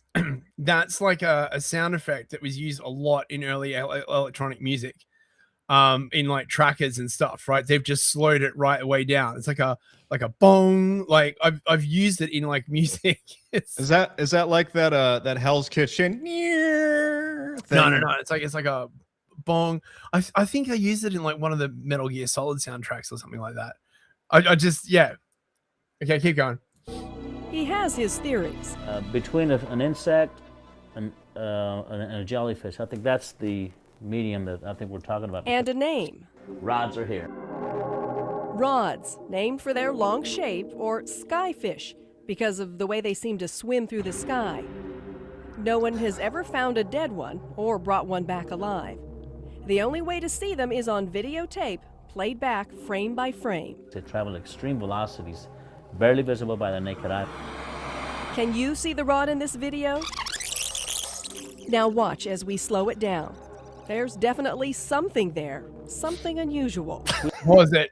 That's a bug. That's a bug. Is it possible that the news crew doesn't know how digital video works? Oh my God. Take bug plus interpolation and you get that. Oh yeah. my God. Yeah. No, they know how it works, but they're running the story anyway. Oh my God. And your grandma watched this at night and was like, there's freaking rods out there in Roswell. They got these tiny little aliens in We have them. evidence right now from over 40 states, including Southern California. But not from San Diego. And if you go wide, if you pull wide... So we asked Jose to take us sky fishing, that's what he calls it, to see if some rods call America's finest city home. We don't know. What do they eat? How do they reproduce? We don't That's know anything it. about We have no idea where they come from, what they're doing here, what they eat, whether they're beneficial to us or whether they're harmful to us. There are going to be people who think this is just absurd. How could that possibly be? How could there That's be... exactly the way I felt, but I took the time to pay attention to what's going on here. There's a unique phenomenon that exists among us that is just it's incredible. Oh, fuck. See, Andrew's Animatics gets it. He was there. This shit is old. I watched this crap in a paranormal website in 2005 when I was 12. I watched it on TV, bro, and I forgot about it. I've never seen this. Dude, it's crazy. Back at the television station, we examined the video we had just shot, frame by frame. About an hour later, it appears. Let's go to the back. Yeah, we want to see that again. This is our Tierra Santa tape. Here's how it looks at regular speed. Now we'll slow it down again. Looks like a missile. Looks like there's a little centipede on your lens. Whatever it is, it's very strange. That is weird. Yeah, it also kind of looks like somebody was throwing something, but I guess you would have seen that person throwing it. And a few more hours of viewing, and we find two more. Another one in Tierra Santa, and one hovering right over News 8. Can you believe that they just made content out of this? Oh my God, man. These are the OG streamers, dude. They're like, we got to fill time. What are we going to do? And here we are 26 years later doing it again. Now this is quality slop. Yeah. We're not like the other girls, right? We bring you the quality slop. That's right. That's right. Should we do a little more, you think? Yeah. Right. Do a few more minutes and then we'll Ardent sent me like a meme and we'll say goodbye to the chat and stuff. Right. Yeah, give it a few more minutes. Yeah, stop me when you've had enough. How about that? Kearney Mesa. What this proves to me is that there's definitely rod activity here in San Diego. We don't know about that, but we can tell our images look a lot like those from Jose's collection. We thought we'd better ask a San Diego scientist about our San Diego UFO. David Faulkner is an insect expert at the Museum of Natural History. It is definitely bizarre. Just based on what you've seen, give us your opinion. You're saying it's not an insect. Well, it's not an insect. There's nothing there that resembles an insect. You know, why doesn't it land? Why doesn't it signal? Why doesn't it feed? Does it rest? I mean, it has to be using up resources. Where does it go? Clearly it's alive. Well, I don't know it's alive. It's definitely alive. It's definitely alive. It's not alive. And it can follow a certain trace. It's, you know, it's programmed. A missile? Could it be something military? Oh, Miramar didn't return our phone. Oh, come on. Is it an insect fish missile? Fucking hell. Fish missile. Phone calls. They got that fissile material. I don't know. It reminds me of things in, as I said, in marine or aquatic systems, but not on land. And they move in kind of an undulating wave. The marine experts at SeaWorld agree that the flight pattern... They went to SeaWorld. Oh my God, they actually modeled it. Oh Dude, my God, no, did you catch that? The news crew got themselves a free trip to SeaWorld. The I want to marine see experts the at CG. What's that? I want to see the CG. Keep playing. Keep playing. SeaWorld agree that the flight pattern resembles a kind of sea worm or eel. It looks like it does have a swimming motion where it kind of wobbles and actually changes direction. But still, There is no fish I know that can live in the sky. and the bird experts rule out the possibility of a feathered friend. I don't think a bird would start low, fly up, and then kind of arc down without two distinct wings. Okay, let's just say it. Could it be an alien? Even Jose doesn't think that. Not UFOs in the sense that they're aliens from another world or something. They're unidentified flying objects until we can identify what they are. But what about the most obvious answer? A camera trick? A lens flare? A hoax even? This Swamp is not gas. a hoax. I am not. Yeah, swamp gas. Not hoaxing this. If I was hoaxing this, Spielberg and Lucas would be looking for me right now. While we can't Spielberg and Lucas are headhunting the Roswell Rods guy. Yeah, he wishes, mate. Like, he wishes. vouch for Jose's private collection, we do know the footage shot in San Diego was not doctored. So we took those shots to our chief engineer, Richard Lockman. Based on video and looking at it with our equipment in the shop, I definitely know that the tape was not altered, and it is true video, actual video. What it is, I haven't the slightest idea what it is. Neither do we. And until Jose achieves his ultimate goal, finding an actual rod specimen, we'll probably never know the truth of what could be out there. Swimming through our San Diego skies, unseen. Fucking hell, man. All right, have it back. Oh, mate, that was fucking great. Right, so we are at the end of the show. Hang on. Arden said it's like a freaking awesome like meme. Hang on, wait, do I have it? Oh god, did I not download it? I thought I did download it. Hang on a second. Yes, I did.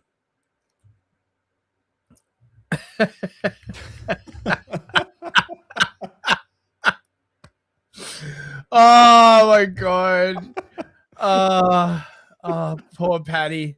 Wait, hang on, I didn't share it. Hang on, wait. There we go.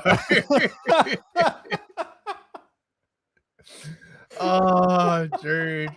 Fucking hilarious. Nice one, Arden. Nice one. I like it. Wait. Dissident Knight has a comment on the rods. He says, shape beams from the baby ship. It's all coming together. We are weaving a whole new mythology here. Do you think maybe, right, that's like the sperm from the daddy ship, right? Like, oozing into the atmosphere, right? They're flying around looking for a mummy ship to impregnate, right? Make more little baby ships. Baby planes. Oh my god. Right. I wonder if the motherships take black vitamins. The mother plane. The mother plane. Yeah, Mother plane. Right. Okay, so we're in the end. We're just gonna like say goodbye to everyone in the chat. Bas Klutfike, Keeper Master, Cetis Hepiente, Andrews Aromatics, Quaz, Argent Party, of course, Bas Klutfike, Dissident Knight, a rat named Mouse, Top Rob. I know Proper Pictures was in here as well. Good to see you, Proper Pictures. Catboy Slim. Who else we got? Dookie Shoe.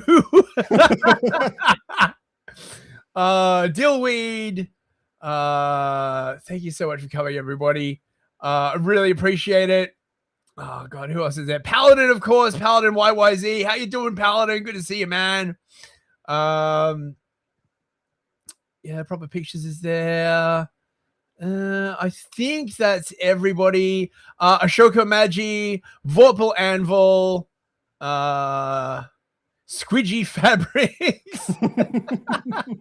They got really good names, some of these guys. Freaking awesome. Arthur and Callie, of course. Yes, Nick Nielsen.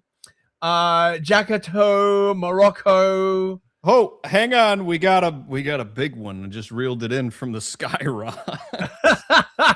Nice. I don't have a name, and I don't plan to dox anyone. So I'm just gonna say Jay sends $50. Oh, and all it says, listen to this Chadley message. Great show, guys. That's the Chad does what the Chad wants, and guys, no one is stopping him. Beautiful. Thanks for keeping the chat lively, everyone. That was hilarious. We've also got Kill All Bunnies, Dread. I think that's the end of how far I can like scroll up. Thank you so much for coming, everyone. We will be back next Thursday. Artie and Fist stream tomorrow night. And thank you to everyone who super chatted. Like, I'm just glad that Buy Me a Coffee is like working, right? And people can like actually send money. Wait, hang on. We've got apparently one from Paladin. Maybe that's the one he just sent. Maybe that was Paladin. Oh, that must be from Paladin. Right. Thank you very much, Paladin. I appreciate that, mate. That's freaking awesome of you. Just check the Ko-Fi. Yep. That's basically everyone. Thank you so much, guys. We will see you next week. Remember, I don't know, stay clowny or something. We really need like a sign off or something. Watch out for the rods. Watch out for falling clown. Oh wait, someone should do like an AI edit of falling down, right? But call it falling clown. Dresses up in like a clown costume and goes into like McDonald's and he wants like breakfast, right?